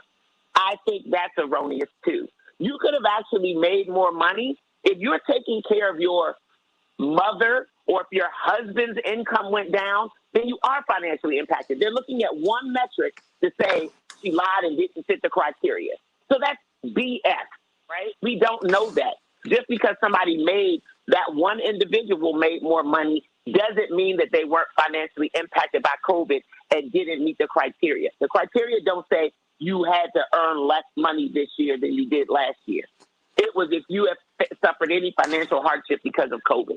And so likely, I'm imagining we're going to hear about the financial hardship that she faced. So in fact, she didn't break that rule. The second thing that they came after her for was lying on a mortgage application, saying that she said that this Florida home would be her primary residence so that she could get a lower mortgage rate. And to be honest, they're trying all these cases remotely. I have a murder investigation involving that it's connected to my family, and we had to do the pretrial hearing. It's all on Zoom. So she might say, I actually did spend more than half my time in Florida because we were in COVID, and I could do my job from anywhere as long as I had a computer and Wi-Fi. Like, I don't know exactly what she's going to say, but just as a person on the outside, those two things right there take all the wind out of these charges, take all the wind out of them. But what you really need to understand is she is up for re-election right now. Her term ends in 2022. This whole thing, the government has now created a conspiracy to make sure that she does not get reelected. That's what they're trying to do. And it's disgusting and it's repugnant because the government is doing it. And you know what? And I thought to Mary, when Joe DeGenova resigned, you knew who had been after Marion Barry since the beginning of his term. You said, oh, okay, he got him. Really? On smoking a drug that was illegal. He was hurting himself. He wasn't hurting anybody else. What is this? See, you break rules and you break laws. Noel had it right. Effectively, congressmen in both houses, in the Senate and the U.S. House of Representatives, are allowed to do insider trading. Nancy Pelosi said it's okay because it's a free market. This is what America's about. Are you serious? Other people go to jail for this.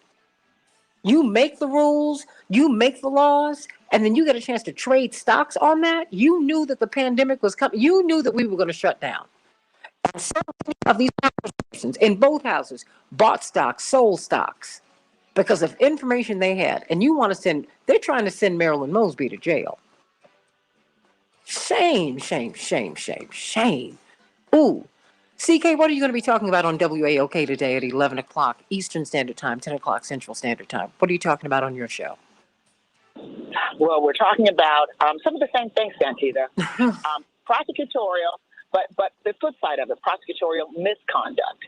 Because as we know, in connection with the Ahmaud Arbery case, we had very significant, and we've talked about it on your show, prosecutorial misconduct, and there's an upcoming trial. And as we all bask in the glory of the celebration of Dr. King's holiday, we have to be reminded of the need for criminal justice reform. And we have to, keep our eyes on prosecutors who are in fact impeding justice, corrupting the system, who are preventing justice. Not, in my impression, cases like with you have a prosecutor who's very progressive, who's made a personal decision. And again, we have to wait to hear her defense before we rush to judgment. But she did not impede justice. She did not prevent indictments. She did not prevent prosecution. She was serving the people. Whereas we have prosecutors, as in the case of Prosecutor Johnson in the Ahmaud Arbery case. Oh, my gosh. Who failed to indict and who has her own trial coming up. So, again, as we bask in the glory of what the King holiday means. Hold on. She told Ahmaud Arbery's killer and his daddy to go home and clean up. Wait. Because he had worked for her. I got 10 seconds. McMichael had worked for her. So, again, we have to put all this into context. And we need to focus on criminal justice reform and stop with these political games to bring down prosecutors who have done good in our community. Because let me tell you something. Why don't we all know Jackie Johnson's name? Why isn't her story up? Back in just a minute.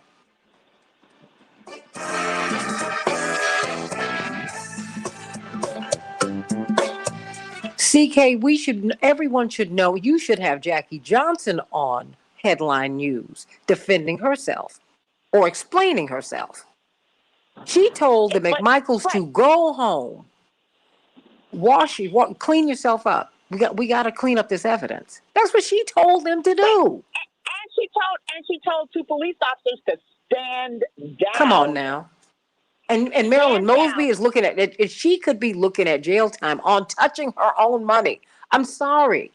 This, for me, is just, And by the way, it's some serious jail time. If she is prosecuted to the fullest extent with all these charges, over 30 years she could be facing. Oh, gosh. She could be away for life virtually. So she could get the same sentence as William Rodham Bryan, who was part of the murder of Ahmaud Arbery with his truck, part of trapping him like a rat. She could get the same or similar sentence. Now, I want people to think about that. For touching her money. Think about that. Well, look, I know this. It was very clear. These people didn't. With my brother, they didn't want compensation. You know, when you retire from Congress, all of the money you've raised goes to you. You do know that, right? All the money goes to you. Mm-hmm. So he would get things for auctions that he would have, so he could raise money for his reelection bids, because you always have to raise money. You go into office raising money once you've won the seat. They didn't want any of that. They said no. So it was like, wait a minute. So we were like, oh, so you want him to go to prison? Oh, okay. So he flipped it on them. He said, okay, I'm not going to have a trial. They're like, no. He said, it's clear to me you want me to go to prison. I will go. How much time are you going to give me? They wanted to give him more than 30 years. To fully disclose, CK was one of his lawyers. Are you for real? I mean, I'm disgusted with this. That's why I loved when Marion Barry came out of prison and ran and became mayor again. I wanted to go back to Washington and get my residency back, just so I could vote for him. The bushiest of the bushy voted for Marion Barry because they were so disgusted by how he was treated. And that's a big thing because DC's very class conscious. Okay, I have Mrs. Wells and Mr. Nichols on the line. Oh, okay. And Marion Barry did a lot Girl. to rebuild Washington, D.C. and our community. Girl, you wouldn't have black entrepreneurs had it not been for Marion Barry. We could start from beginning to end. Oh, do you hear me? In Washington. I practiced in D.C. Okay. So I was in law school when he was mayor. I practiced in D.C. for at least 12 years. So I saw we it were firsthand. in D.C. And as a lawyer, the law firm that I was with was a large benefactor, like many. Of course. Because he knew where the money was. It was when he became mayor. When these people became mayor, when they got into office, they said, "Wow, we don't even know how these cities work, how these states work, how your district works. All the money. Boeing's biggest corporate biggest partner is the U.S. government. That's how Boeing stands. All the pharmaceutical companies, we fund them. The U.S. government funds them. 30 seconds. But we don't know that because we're not in the elective office. But when you get in elective office, you find that out. And if you are conscious, you try to bring people who've been locked out in. That's why Attorney Washington's firm was able to blossom and bloom. He was always brilliant. He just never had the opportunity. 10 seconds. Oh, man. Hey, John Nichols.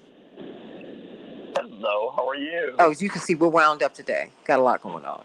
We can change the world, change the world, change the world. We can change the world, we can change the world, change the world. This is the Santita Jackson Show. War and hate to a place of love, it's not too late. Gotta save the children, we can't wait. Let's change the world. Hey, everybody. Welcome back to the Santita Jackson Show. Of course, we have John Nichols. And before we bring him up, we got to talk about celebrations by us. Chapearl Wells, what's on your mind today? Hi, Santita, and thank you so much for having us again.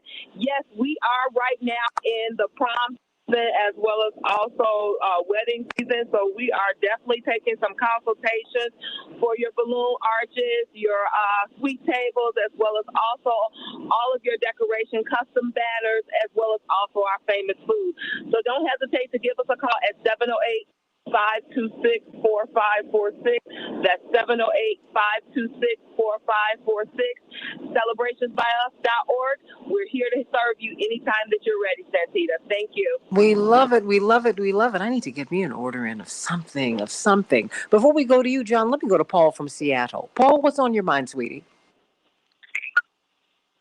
Good morning, Santita. You know, I was listening to this situation about this supposedly misuse of one's own money, from a 401k and breaking the rules. And you know what I thought as you were talking about this and saying, well, this is her own money and so on. This is exactly what white politicians would be saying. They'd be saying, this is my own money, and these rules are unfair. This is exactly what we hear from Donald Trump, who's being accused of breaking a lot of rules. Oh, no. These rules are unfair, being very sorely mistreated. If you're a white person who's broken the rules, you are being mistreated. But if you're a black person who broke the rules, it's as much as you just broke the law. But Paul, let me say this to you. It's not just black people. If you are a white populist, they try to destroy you too. If you stand up for the little guy, for people who have been disenfranchised, that's what happened to Huey Long. People have all kinds of questions about his murder almost 100 years later. Huey Long called out his fellow legislators. He said, look, y'all got black children. You need to fund these HBCUs. You need to give black folks some money. That's half your progeny. And we need to stand up for the little guy. We need to stand up for working people. And then he dies. He gets killed in some strange way. I mean, come on. Murdered by the son-in-law of the governor, as I recall. I mean, come on. Come on. That's So let's be very clear, because black people represent the people who fight for those who have been locked out, left out, dispossessed. Okay. But I'm going to tell you, when I've seen anybody of any color, of any background, decide to take up the mantle of the dispossessed, of the disenchanted, of the locked out and the lost, the left behind, they get this kind of treatment. Now black folks get a little extra something. I just want to say, Santita, as I was listening to the coverage of the honoring Dr. Martin Luther King yesterday, it crossed my mind last night. I thought to myself, you know what? I really, really hope, because I was listening to people of color on television saying black people are going to vote. And I said, I really, really hope that enough black people get out and vote in mass to help free white people from ourselves. That's what I hope, because we need you to bring democracy back to this country. We're enslaved to our own bigotry and racism, and we need people. We need black people to vote in huge numbers to help us free ourselves from ourselves. Well, you know what, I hear, but we keep on trying to save white folks and everybody else. But the thing is, you have to want to save yourself. You got to have a changed mind about some of the craziness that we do. I can't do all of that. I can't. You know the song, I Can't Make You Love Me. I can't make you save yours. You got to save yourself. You have to decide that which is unfair and that which is un-American, that which is unhealthy for the whole common good, that you don't want that anymore, that you want to move toward the America that's supposed to be. Now, everybody's going to have to make up our minds that that's where we want to go and that that's who we want to be, not become who we want to be. Period.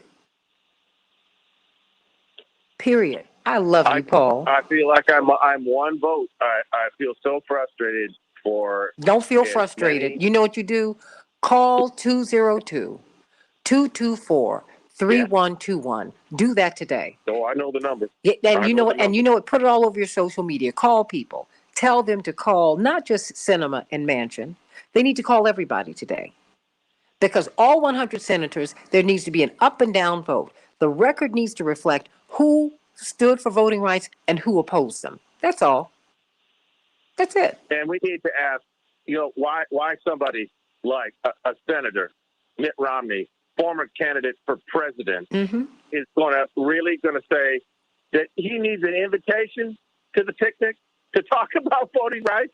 He really doesn't have enough self-initiative to say, I'm going to talk about the most fundamental rights in our constitutional democratic republic. He's an invitation for President Biden to enter the conversation? Really? Yes. Yeah, right. Yes. Yes. Okay. Okay, sweetie. And Santita, if I could add, Yes. that is really another level of nonsense. But I would say, if that's what he's saying, he needs the invitation, give him the invitation. How about that? Give them all the invitation because we gotta get it. We gotta get it done. I mean, okay, if that's going to be your excuse, here's the invitation. Now what?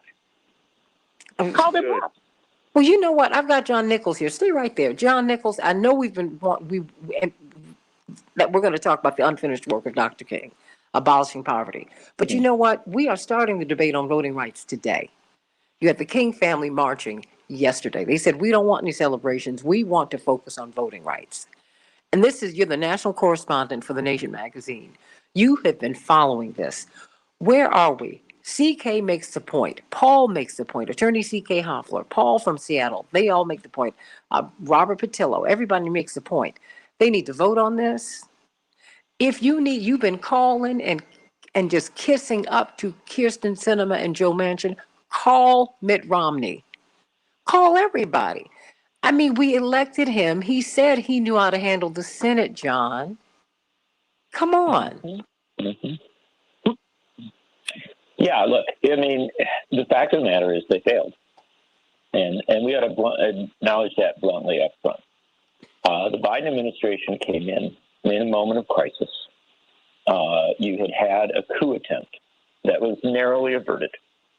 And you had clear indication from the outgoing president that he was not going to give up on this. Already there were efforts to expand gerrymandering, to do voter suppression, to overturn elections. You knew all of this. It was there. In January of 2021, it is now January of 2022. Many of the worst gerrymandered maps have already been drawn. Many of the voter suppression initiatives have already been put in place. Strategies for overturning elections have already been outlined. And now, we have an urgent vote coming. And so we should be clear. And I don't say this to depress people or to discourage folks, but we were failed by our leaders. They didn't do the job. They didn't do what they should have done in January of 2021. At this point, they have scheduled a vote. Obviously, it is a critical vote.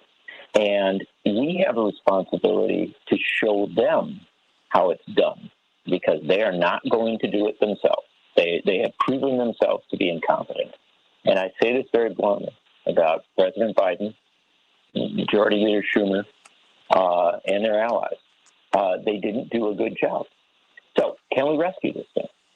Is it possible? Well, it's not possible simply by a focus on Kirsten Sinema. Sinema is locked in. She is not merely saying she's against changing the filibuster. She is building her political operations around this concept. Her money is coming from people who don't want to overturn the filibuster. And so she's not going to change. I don't discourage people from trying to, challenge her and to call her out. But that's not going to work at this point. Manchin, somewhat more vulnerable, somewhat more possible. I like the fact that people are literally on the ground in West Virginia being arrested today in protests, and that's valid. And I think there is some more possibility of moving Manchin, but not much. I mean, let's be honest there. So what you're talking about, the strategy of reaching out to Republicans, becomes absolutely critical. Now, I know how frustrating that is, and I know how a lot of people have given up on that. But the fact is that Lisa Murkowski in Alaska is up for re-election this year. She's going to rely very much on the native vote in Alaska. And that vote has suffered historic challenges, historic suppression, and she should be on the right side of this issue. She's someone I'd be focusing I'd focus more attention on her right now than I would on Sinema. Similarly, yes, Mitt Romney is somebody who has said some of the right things. I would focus intense attention on him. at this point. I would also look at Susan Collins, the most cynical and hypocritical member of the Senate, undoubtedly, but someone for whom there's no political danger of supporting this. I mean, she can do this more easily, I would argue, than Manchin can. And so what has to happen is a broader net. You don't give up on Manchin and Sinema, but you expand it out, recognizing that we can no longer follow the strategies that have failed us. We have to develop new and bolder strategies immediately, and then we have to use them as preparation going forward for additional votes in the Senate, if and when they're necessary. But beyond that, for the realities of a November 2022 election in which we may well face many barriers that, as bad as they are, we have to overcome. You know, I want you all to call me at 773-763-9278, 773-763-9278. I mean, this is at the center of Reverend Dr. Martin Luther King's work, the voting, the right to vote. You know, when LBJ got into office, he looked around because he was on the heels of an assassinated, extremely popular president. And there was a lot of mistrust and a lot of fear of him. People knew that he was from the South and that he was not the most liberal of guys, but he got in, and because he was a great politician, and he also, to be fair, had spent his early life teaching Mexican-American children who were absolutely disenfranchised in Texas. They were the N-words in Texas at that time. I'm here to tell you. That having been said, he looked and said, okay, he had Dr. King pushing from outside, Whitney Young, Jim Farmer, Roy Wilkins, Clarence Mitchell, all of these people, Dorothy Height, Fannie Lou Hamer, pushing from the outside. He said, I got to do something. He looked and said, voting rights. Now, black folks got voting rights in 1870. It's 64 years later. 94 years later, we still don't have it. Okay, there's some things that we need to line up and do. Even as Dr. King pushed him on that, he said, look, I don't really have the space. He said, okay, I got you. They got in the streets and marched. Okay? Yeah. I mean, you know, as your book, The Fight for the Soul of the Democratic Party, which is really the fight for the soul of America. I'm not saying that we're all Democrats. We're not. Well, we're talking about the common good, John Nichols. The common good. For us not to having the right to vote gives you every other right that you fight for. If you don't have the right to vote, you're not a citizen, John. I mean, that's exactly right. And look, this is the grounding that we ought to begin with. It is jaw-dropping, and I'm sure you've already touched on this, that yesterday politicians across the political spectrum, across the ideological spectrum, honored Dr. King. It's certainly encouraging that they're honoring a radical activist who said that his economic ideals were often more socialistic than capitalistic, who called for an economic Bill of Rights, who wanted health care for all, housing for all, all the things that the Republicans have blocked and Build Back Better and a host of other initiatives. But they honored him yesterday. Great, good. It's good that they honored his legacy. It's good that they honored his life. Now today, they literally have an opportunity to put their words into action. This is you rarely in history have a moment at which hypocrisy is literally shown, right, in such glaring ways. And they have an ability to not be hypocrites, to do the right thing, to honor Dr. King, not merely in words, but in deed. And that's frankly, how a lot of this ought to be framed. Much more attention needs to be given to the Republicans on this one. This is not to let Manchin and Sinema off the hook. I think both of them deserve primary challenges. I think both of them have been dramatically wrong-headed in their approaches, not just to the filibuster and the voting rights, but to their service as the Senate over the past year. So I give them no quarter. But we have to be strategic, right? We have to try and, the point is to try and win, not to, try and call people you don't like out.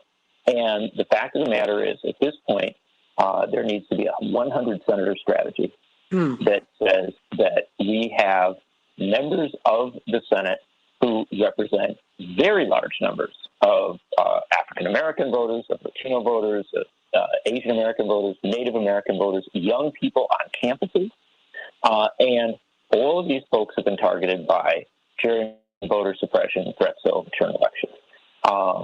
We should be putting these Republican senators in a bind, in a difficult situation where they have to acknowledge that reality.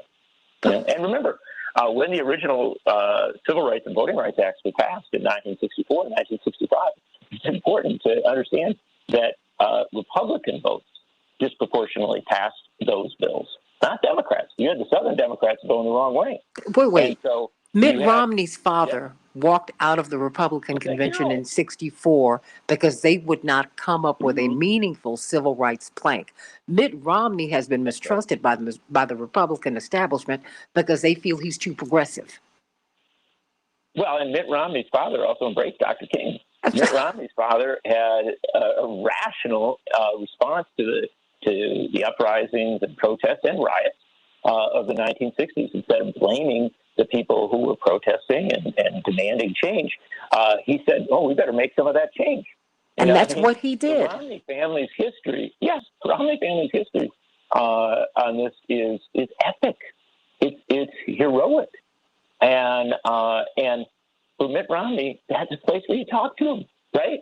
Yes. Do a call of conscience with him. Do a call of conscience. But also, let's remember why not speak to Mitt Romney? That just doesn't make good sense. But stay right there because I know I have a caller. But Robert Vittillo stayed on, the Southeastern Regional Director for Rainbow Push, who loves you. And Robert, why don't you respond to a 100 senator strategy on voting rights? That would be great in a world of infinite resources. But let's look at what Republicans are doing. They have billionaires like Sheldon Adelson and the Koch brothers. They have organizations like ALEC and many of these other governmental organizations that go in and do a lot of the work that the political parties are unable to do. In addition to that, the billionaire class is on their side. Who do you think Bezos is going to be donating to? The person wants to raise his taxes, the person wants to lower his taxes. Who do you think Elon Musk and the whole group out there are going to be donating money to? So because of that, we're looking at something like a race in North Dakota where you have, a nearly 0% minority population, or a race for the Senate in some of these other non-diverse states. It simply put does not make sense to exert resources trying to get those people when you can spend those resources in closer races. Now, Howard Dean tried something like that after the 2004 election, a 50-state strategy, and Democrats tried it for a while, but ultimately the economics of running for office and the fact that that a presidential race now costs upwards of $2 billion to run, the takes away the feasibility of running a race along those lines. Unbelievable. Let me go to Robert from Wisconsin. Robert, what's on your mind, Robert? Hi. There's a few things I wish they would go after. I wish they would introduce a bill to pull the fossil fuel subsidies out of the infrastructure bill. Maybe that would get Manchin on board. That between that and an investigation with his daughter price gouging with EpiPen. With cinema, it's a different story. 70 people in Arizona, prominent people, came out against her with all of her contradictions and how she ran and what she's doing now. And they're calling for Emily's List to stop supporting her. So Emily's List has done great work. They help support people like Marie Newman in Illinois to take out Dan Lipinski, but they need to get on the right side of history. So I hope people contact them and pressure them. And if they are supporting, they pull their support until they stop supporting Kristen Sinema. She's blocking voting rights. She's blocking women's reproductive issues. She's blocking the Build Back Better agenda. And then I think the broader strategy makes a lot more sense. Can we get a Liz Cheney on board, as well as a Romney, a Susan Collins, or Murkowski? So definitely need to be a little bit smarter on how they're going about this. I hear you, Robert.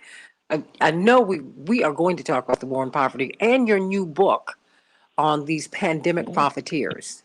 We have got to talk about that as we're watching the 10 wealthiest men in the world watched their wealth double to $1.5 trillion in the past year. It's just unbelievable. But if you could give us a final word on this, because now we're watching, voting rights. I know I promise you, we're going to get to the unfinished work of poverty, but I know you can pivot, and I know this is something that we've been talking about too. No, it's fine. Thank you. These things are not unrelated. They're not in the late 1950s in the early stages of his prominence. Dr. King said, "Give us the ballot." That was his speech. And the "Give us the ballot" speech wasn't about voting. It was about what you do when you could vote. Give us the ballot, and we can address poverty. We can address housing. We can address hunger. We can address all of these issues. Because in a fully realized democracy, you can vote yourself a better community, a better state, a better nation, a better world. I mean, that's the promise of democracy. That promise is being stolen from us at this point. It's being undermined. And I appreciate all the comments from other folks, but I think there's a subtlety here that people have to recognize. There is an election, and we can talk about what could be won and lost in November. But we're in an immediate moment right now that will decide the framework of the November election. What happens now in January of 2021 will be more definitional as regards January 2022 will be more definitional as regards November of 2022 than much of what happens in the fall. Because if we allow radical gerrymandering, if we allow voter suppression to be on the books, if we allow strategies for overturning elections to be implemented, which is all the threats that currently exist, if we allow that to happen, then no matter how hard we work in the fall, we're going to have to be jumping barriers that are overwhelming and in some cases will be insurmountable. So this is the time to put our energy into a 100-senator strategy to try, really to reach across every line, go every avenue. Look for that John McCain who will come down to the Senate floor and go thumbs down. In this case, we want somebody to go thumbs up. But look, I really warn as somebody who covers the Senate, don't put all your eggs on Sinema. Don't put, don't. She has told you. On Manchin. When people tell you who they are, believe them, right? She told you. Well, and more than that, they're getting their money from the other side. Yes. It's so well defined, and and so expand it out, take your shot, and also recognize this is something I've said before. We have to rebuild that urban-rural coalition. We've got to make voting rights an issue, not merely for folks who live in cities and suburbs, but also for folks who live in rural areas who are often the most disenfranchised. And remember, our rural areas are multiracial, multi-ethnic, multi-generational. Half of Native Americans live in rural areas. Millions of African Americans live in rural areas, whole sections of the south of this country. The rising populations, the booming populations in rural areas are Latinos and Asian Americans. And so we need, if we're serious about multiracial, multi-ethnic democracy, if we're serious about making it real, we've got to bring the rural areas in, and that's a way to put pressure on not just Republican but Democratic senators who've been wavering on these issues. Well, at the end of the day, remember, we're all Americans. Democrat, Republican, Green Party, Libertarian, left, right, middle, outside. We're all Americans. And represent you, whether they are a Republican or a Democrat or an independent. They represent you, whether you voted for them or not. You have to make them represent you, everybody. Let's change the world, and let's make America what America's supposed to be. For everybody. Everybody. Everybody. Everybody in, nobody out. Last word, 10 seconds. We give up on the concept that you were just talking about, everybody in, nobody out. There's no way we're going to win. The forces of light only win with the biggest coalition. Amen. We don't win on the margins. We don't win by one vote. You win when everybody wins. Thank you, Lonnie Guinier, for all of that wisdom as she rests in peace and power. God bless everybody. See you tomorrow. Change the world. We can change the world. We can change the world. Change the world. We can do it. From a place of... Because I heard her give a speech at our convention.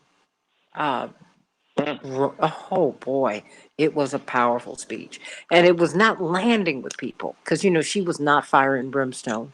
Dad stood up very, very erudite, she spoke gently.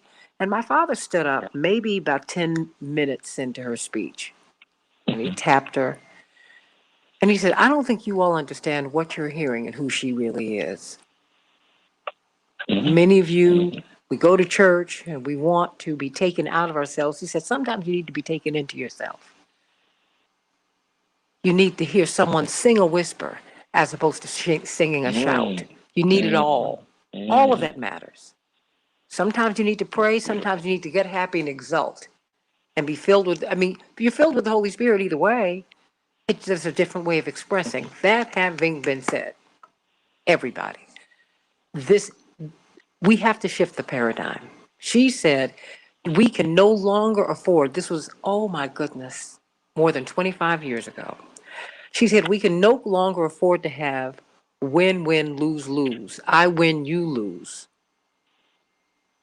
I win everything, politics. We've got to find a way to, okay, when I win, you win graciously.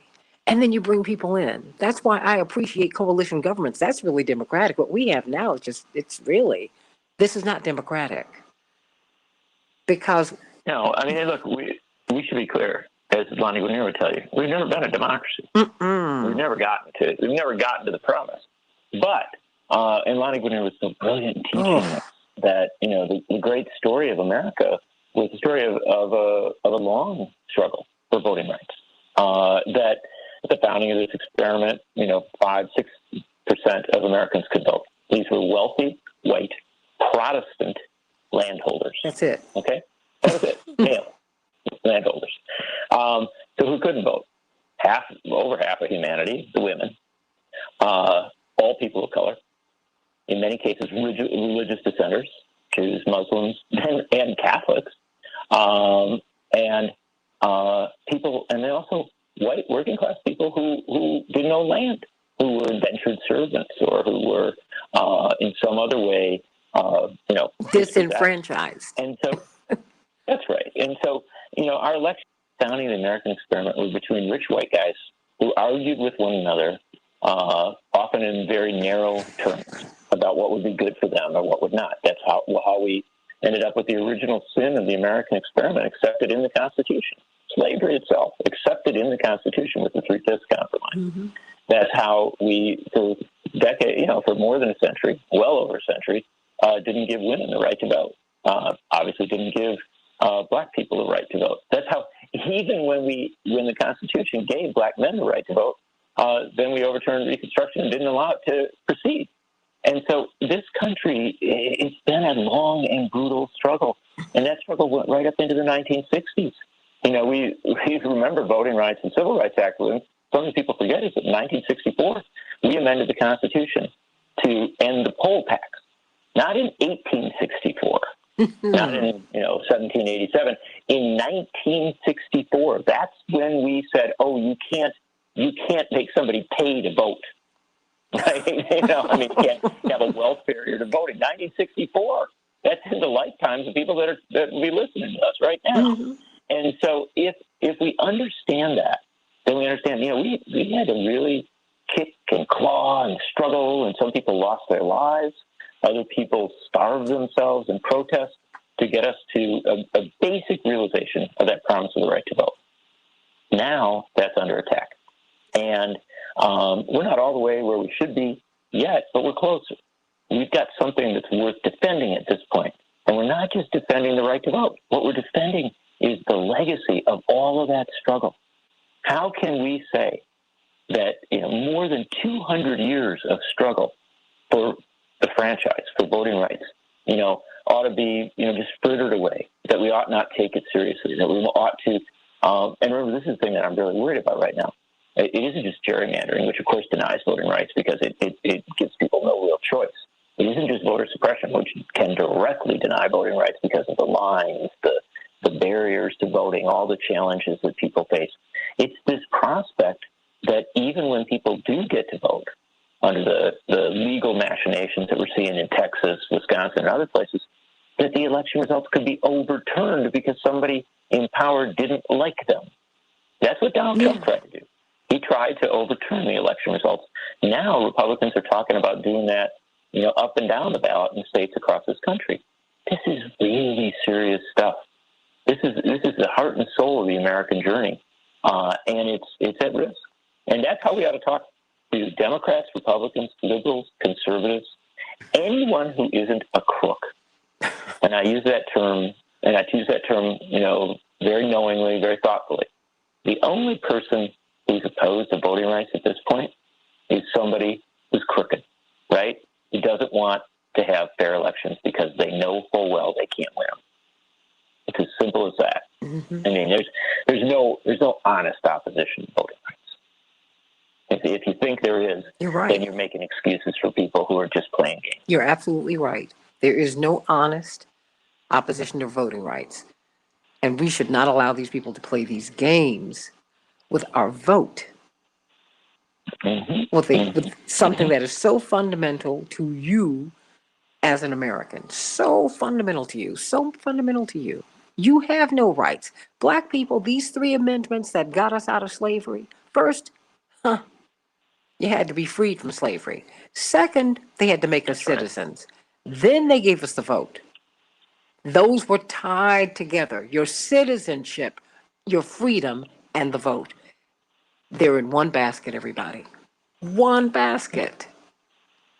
And so I want people to come on. I want them to come on and say, I want them to come on and say, I am just, I want them to say, I don't support voting rights, or say that you do.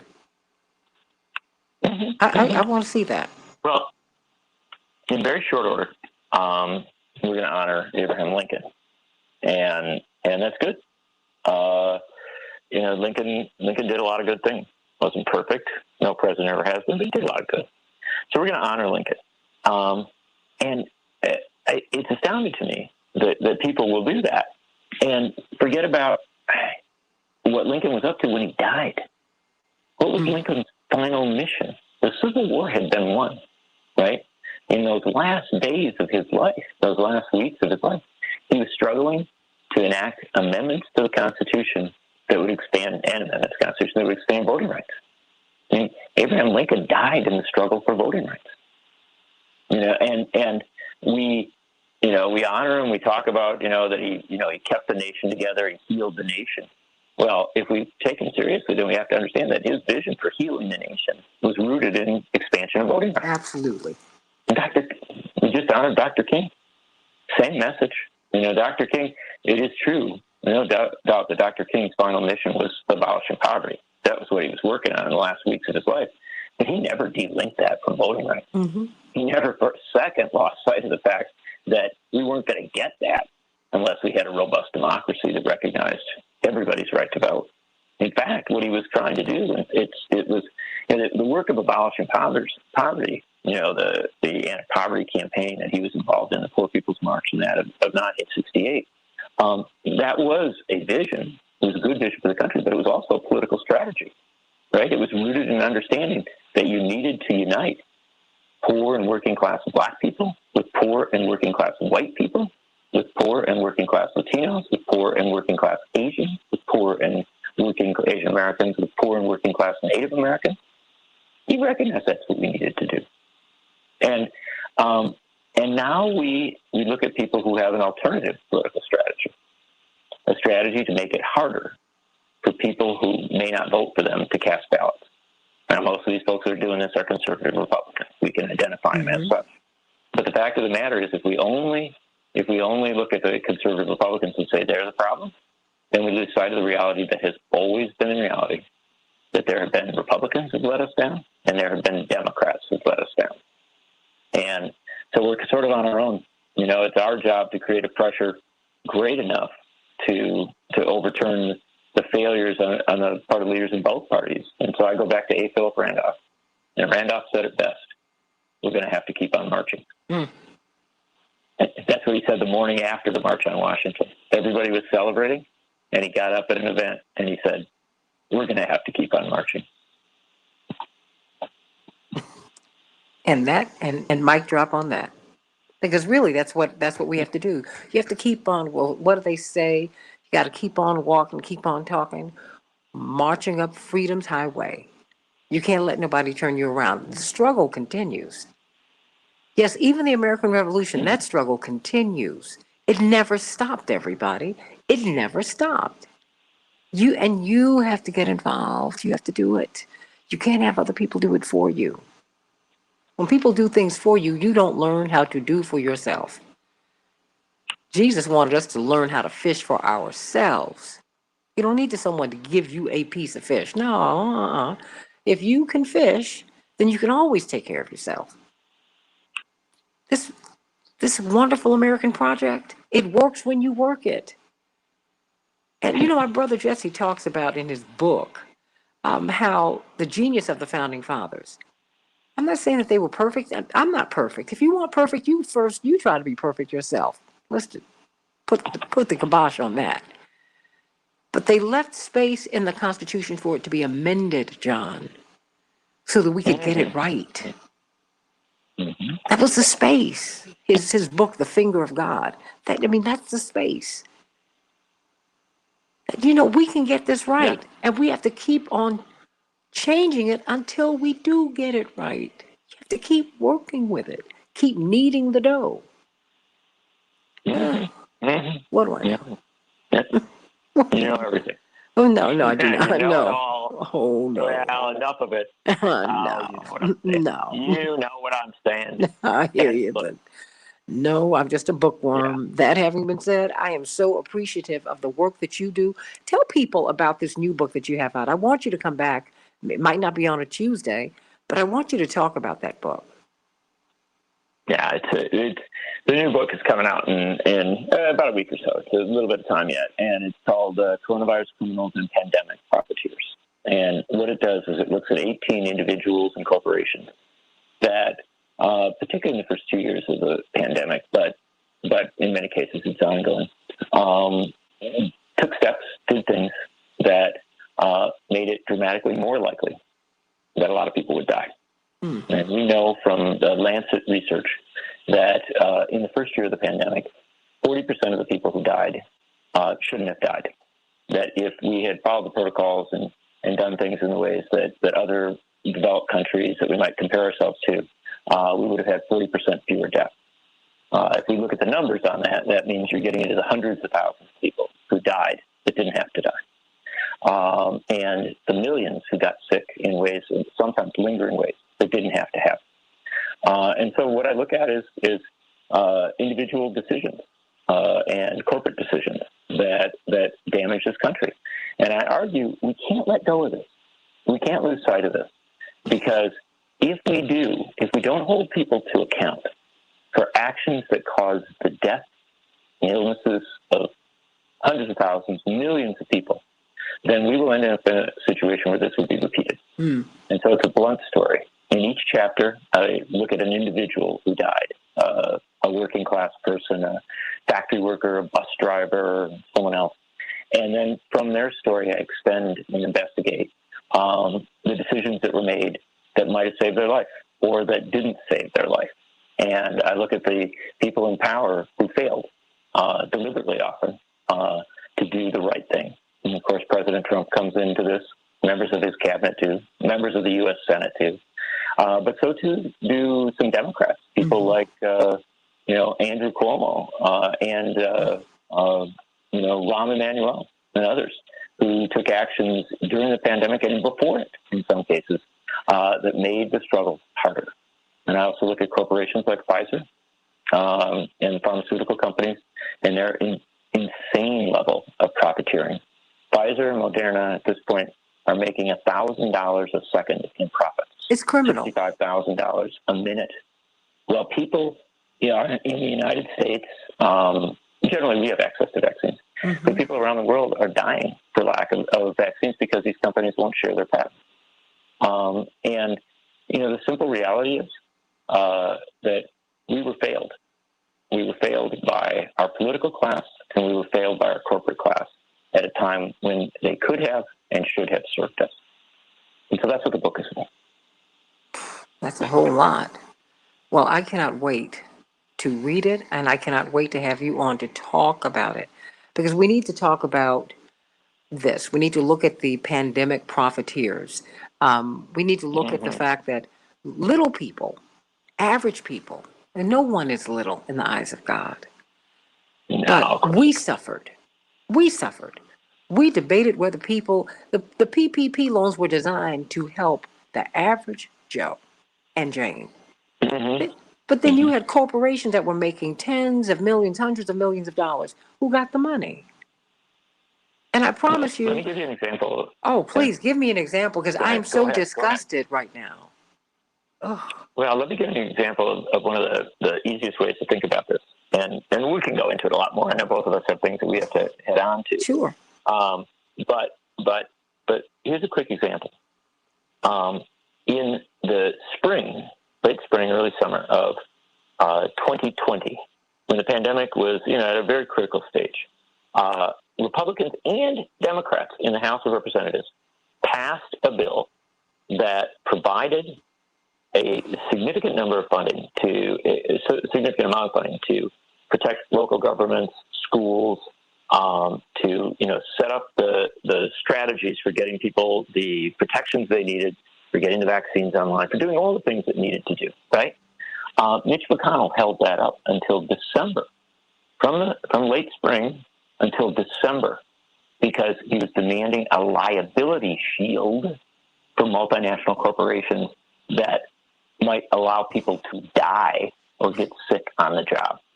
He was so determined to make sure that a worker couldn't object and couldn't sue if their company wasn't protecting them, or that a patient in a hospital couldn't object or sue if a hospital, clearly failed to give them the care they needed to protect them in this critical moment. McConnell spent the better part of a year blocking that money. And so you understand that at a critical point where we had local governments literally, stretched to the bone, where we had essential workers going without the protection they needed, without the PPE and other protections that they needed, we had members of the U.S. Senate saying, "Oh, we can't do that until we take care of the corporations first." If you understand the dynamic in that perspective, then you get a very clear picture of how tragically this country operates, and that is, protect the corporations first, then we'll worry about the sick and dying people. And I wrote this book to try and reverse some of that calculation. I cannot wait. Can we pre-order it at Amazon? Yeah, it's waiting for you. Okay, tell us how. What's the name? Let us know. Your local bookstore. Yes. It's Coronavirus, Criminals, and Pandemic Profiteers. A pretty easy name to remember, and it is the basic message of it. The basic message of it is that if we learn about how people did wrong and the deaths that resulted from that, then we can begin a process of accountability, holding our politicians to account, holding corporations to account, not to punish. It's not about punishing. It's about setting a standard so that we never end up in this situation again. Coronavirus, criminals, and pandemic profiteers. I mean, at the end of the day, that's it. See, I just don't believe in just sitting around being punitive. It's not helpful. It's not helpful. That's right. I believe in corrective justice, right?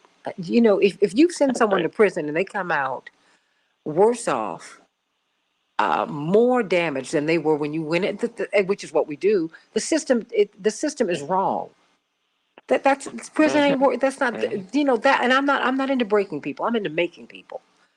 So that's why I don't talk about people in their personal lives and politics. Do you really care that X person, Y, Z, and back to A, and on and on and on? Do you really care that they slept with somebody?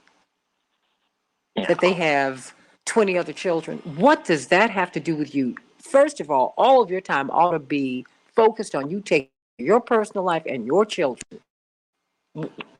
Take care of that. What I want to know, John, is how you contribute to the common good. That's it. I mean, if you look at Benjamin Franklin, he had quite the colorful personal life. He did. Okay.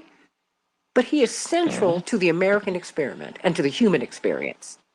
I wouldn't trade him in for all that he is and isn't, all that he was and was not. I wouldn't trade him in for anything. If I'm going to have Aretha Franklin, have a baby at 12 and at 14. I wouldn't trade any of her in for any of that. We've seen some of our great artists, and we've seen Marion Barry struggle with drugs. I take Marion Barry over and over and over and over again. He shouldn't have gone to prison. He should have gone to rehab. That's what you should have done. Well, let's take this to an even more let's take this even more challenging point. I have a chapter in the book on Jared Kushner. Jared Kushner's a mess of a human being. He's a tragic figure. Oh, really? Driven by anger over the prosecution of his father for wrongdoing. A failure again and again, bad investments, stumbles, crooked schemes that didn't work out. In the book, I write about how he messed up the supply chain in ways that still haunt us. I mean, he was put in charge of making sure that people got protective gear.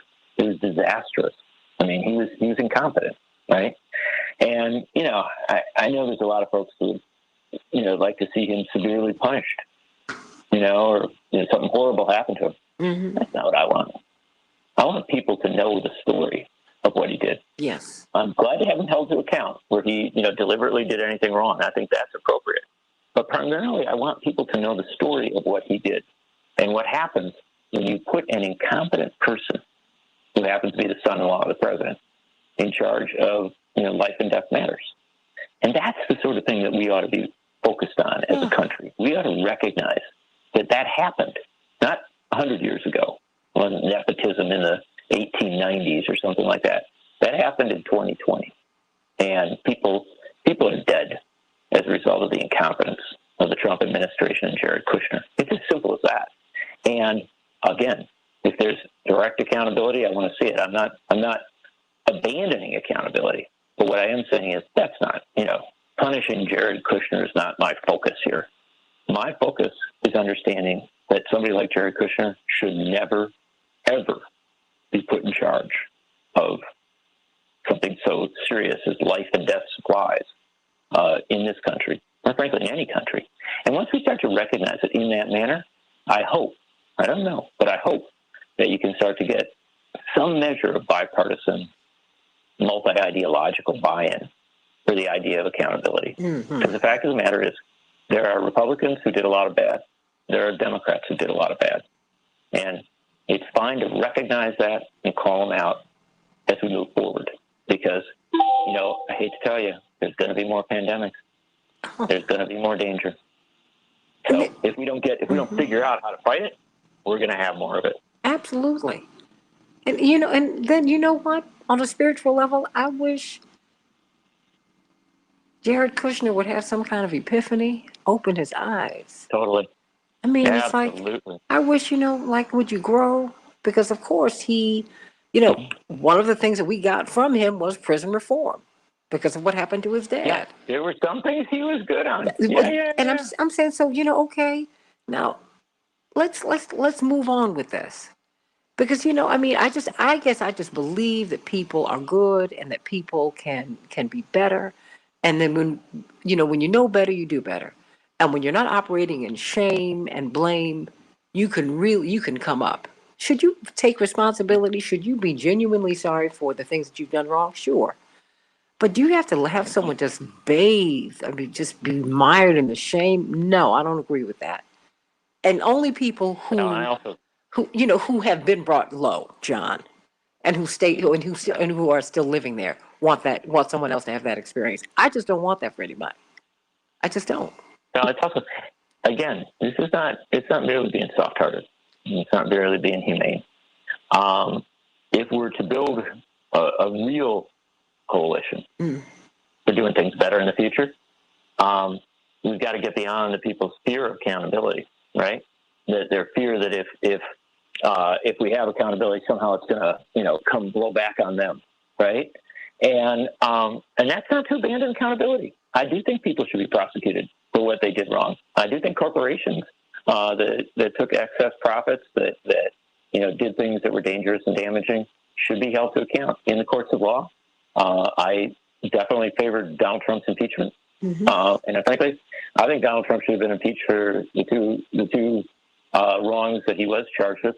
But I also think Donald Trump should have been impeached for his handling of the COVID crisis. Mm-hmm. He deliberately lied to the American people. Of course, that's subject. So I'm not opposed to clearly targeted accountability. But what I am saying, what I'm trying to communicate, I hope I do it okay, is that we have to have a higher goal. And our higher goal has to go to something far more important than punishment. And that is change, right? I don't want to blame one individual and say, oh, you did a horrible job. You're a bad person. And have the people think, oh, well, then everything's going to be fine. No, we had a systemic problem. We had a systemic problem that put the wrong person in the White House at the wrong time and his appointees in positions of power at the wrong time. And we had the wrong system for regulating corporations. We had the wrong system for regulating excess profits. Our system was flawed, and we need to change that system. We need to fix it to repair it. Dr. King said. That's right. Dr. King said, that this is not about individuals. This is about systemic change. And Dr. King warned us that it is in healthcare struggles that we will see the inequities of this country writ most large. And the Electoral College gave you Donald Trump, gave you George W. Bush. The Electoral College did this. A system that, because our founding fathers, a constitutional republic, that was as far as they were going to get away from the constitutional monarchy. No, the great unwashed? What? No. No. They had to put some brakes on. So we'll have some elements of democracy, but I don't think we really, really trust all these people, these great toothless masses who just look just a mess, and they work for me. They're just not that bright. Well, you remember the old the Soviet when people go visit the Soviet Union, they'd create what were referred to as Potemkin villages. Yes. And that was you were visiting to see what the health and circumstances of the people were. And this is even in Russia before. And so you'd go there and you'd look and you'd see, oh, this looks lovely. Everybody seems to be very happy. Everything seems to be perfect. And so, the human rights watchers or the healthcare people would leave and say, well, yeah, they're doing a pretty good job. But, of course, it was fake, right? Well, the fact of the matter is, for a lot of this country's history, we've had Potemkin democracy. Yeah. We've had the facade of democracy. We even write about it as such. Our historians speak about it as such. We talk about elections, right? The election of 1832, right? Okay, well, yeah, we had different candidates, people running against each other. The election of 1860. But one of the things that we lose sight of the fact is that no woman could vote in those elections. No person of color could vote in those elections. Often there were barriers for people voting in those elections. And so that's not robust democracy. The overwhelming majority of people couldn't cast a vote. And so that's Potemkin democracy. And sometimes we have to talk about that. We have to acknowledge that, because if we don't, then we don't really understand our history. We really need to know who we are. Get away from the sloganeering. You need to know who we are. Whenever I hear politicians or other people say, this is not who we are, I'm like, no, this is who we are. This is not who we need to be. This is who we are. No, please. This is who we are. We've been slaveholders. We're misogynistic. We're racist, but there are no racists here. They're all of that. We're all of that. But we can be better. And not only better, we can do right. Come on, everybody. Come on. And that's the point of this. That's the point of the book. That's the point of the book is, and I think you said it best in the very last moment there, grow up. As a country, we have to ask ourselves if we're going to repeat history. Children make mistakes again and again, and we love them and we see them through, and then, over time, hopefully they get to do stuff better. I think that's true somewhat for countries as well. Of course. The fact is, we're an old country now. We're not a young country. And we just went through something with COVID-19. We are going through it still, where we didn't handle it right. And so all those things you were talking about, our inequities, our injustice, our history of racism, our history of sexism, all of these challenges, we knew about them in 2019. There's nothing that we were surprised by. We knew this. People even said at the start, boy, if we don't do this right, black people, women, poor people, young people, they're going to suffer in this. This is going to be bad for them if we don't do it right. And then, as a country, we proceeded to not do it right. And so even knowing how it should have been done, we didn't do it. No, we did some things. We got some resources out. I appreciate that. And we definitely had people, frontline workers, who risked their lives, did incredible work. I'm not talking about that. I'm talking about those in power. Mm-hmm. I'm talking about Donald Trump, Mitch McConnell, Steve Bezos, the head of Pfizer, people like that. They could have done it so much better. And if they had, there would be hundreds of thousands, perhaps millions of people, ultimately millions of people, who are alive, healthy, a part of our communities, and we lost them. We didn't have to lose them. Mm-mm. They did not have to die. They did not have to get sick. And you know what? And that goes for people. Black women are more likely to die from cancer, breast cancer. Yeah. We need a healthcare system that gives people equal access to high quality healthcare. We have more than COVID. People are dying from more than COVID. In fact, people are dying more frequently from diseases other than COVID. People are going broke trying to get well. Or they just say, forget about it. Yeah. So, hey, everybody. As a friend of mine, as a Reverend Tisha Dixon Williams said, COVID is a snitch. It pulled the covers back on who we are, on what we're doing, and who we aren't, and what we're not doing. Mm-hmm. So COVID is an issue, but now they just want you to take a shot so you can be asymptomatic, and they want to have nurses and doctors who are asymptomatic COVID carriers breathing over you. Unbelievable. Is that crazy? Yeah, and I mean, and that's the thing. I do have to run, and I know you do too, but I'll give you one final thought here. My book's pretty rough on the Trump administration, but if I end up doing a second edition, I'll probably have some hits for the Biden administration as well. I think Biden's so much better intended, and I think the people around him are better intended. But that doesn't mean they've handled everything right. Who are you asking? You need y'all need some help because what you're doing. That's right. This is not working. More people died of COVID on his watch than died in 2020. That's not his fault. There's a whole lot about this approach that's wrong. And we politicized it. We made it a partisan issue. It's not a Republican or Democratic issue. You have more people vaccinated, but you got more people with COVID now. And people are in the hospital. That's right. And some people are in the hospital with COVID. Some people are in the hospital because of COVID. There's a lot going on. Yeah, there's so much going on. And look, the fact of the matter is, this is bottom line. I started the book, with Ron Kim, who's a state legislator in New York State, liberal Democrat, very, very progressive. And he wasn't going. He didn't spend 2020, early 2021, going after Republicans. He went after a Democrat, Governor Cuomo, and he said, sure Governor Cuomo he's letting people die in nursing homes that don't have to die. Because didn't he lose a relative? No, there's so many people. Yes, yeah, and his community was, incredibly hard. Absolutely, Asian American community in Queens. I mean, look, one of the people who has been very supportive of the book, and I tremendously value it, is Representative Ilhan Omar. And as she points out, she lost her father. Lost her father to COVID in 2020. And so this is real. A lot of people died, and people who, again, didn't have to die. That's one of the things.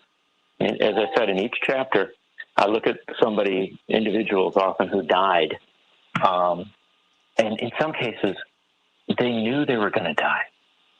They worked in areas where they literally said, "This is dangerous. If we don't take steps immediately, people are going to die." And steps were not taken, and they died.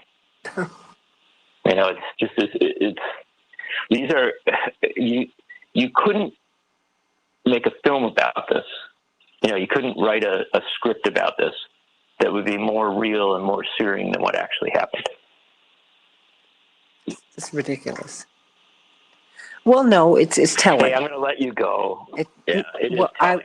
I just love you, John, and I thank you for all that you do. Too. I mean, really, you're just. And for you as well. You're a real blessing. Real blessing. Real blessing. And I thank you. Thank you for all that you're doing. And when you let me know when you can come on and talk about this. We'll do it. I can't wait to talk about it. There's much to discuss.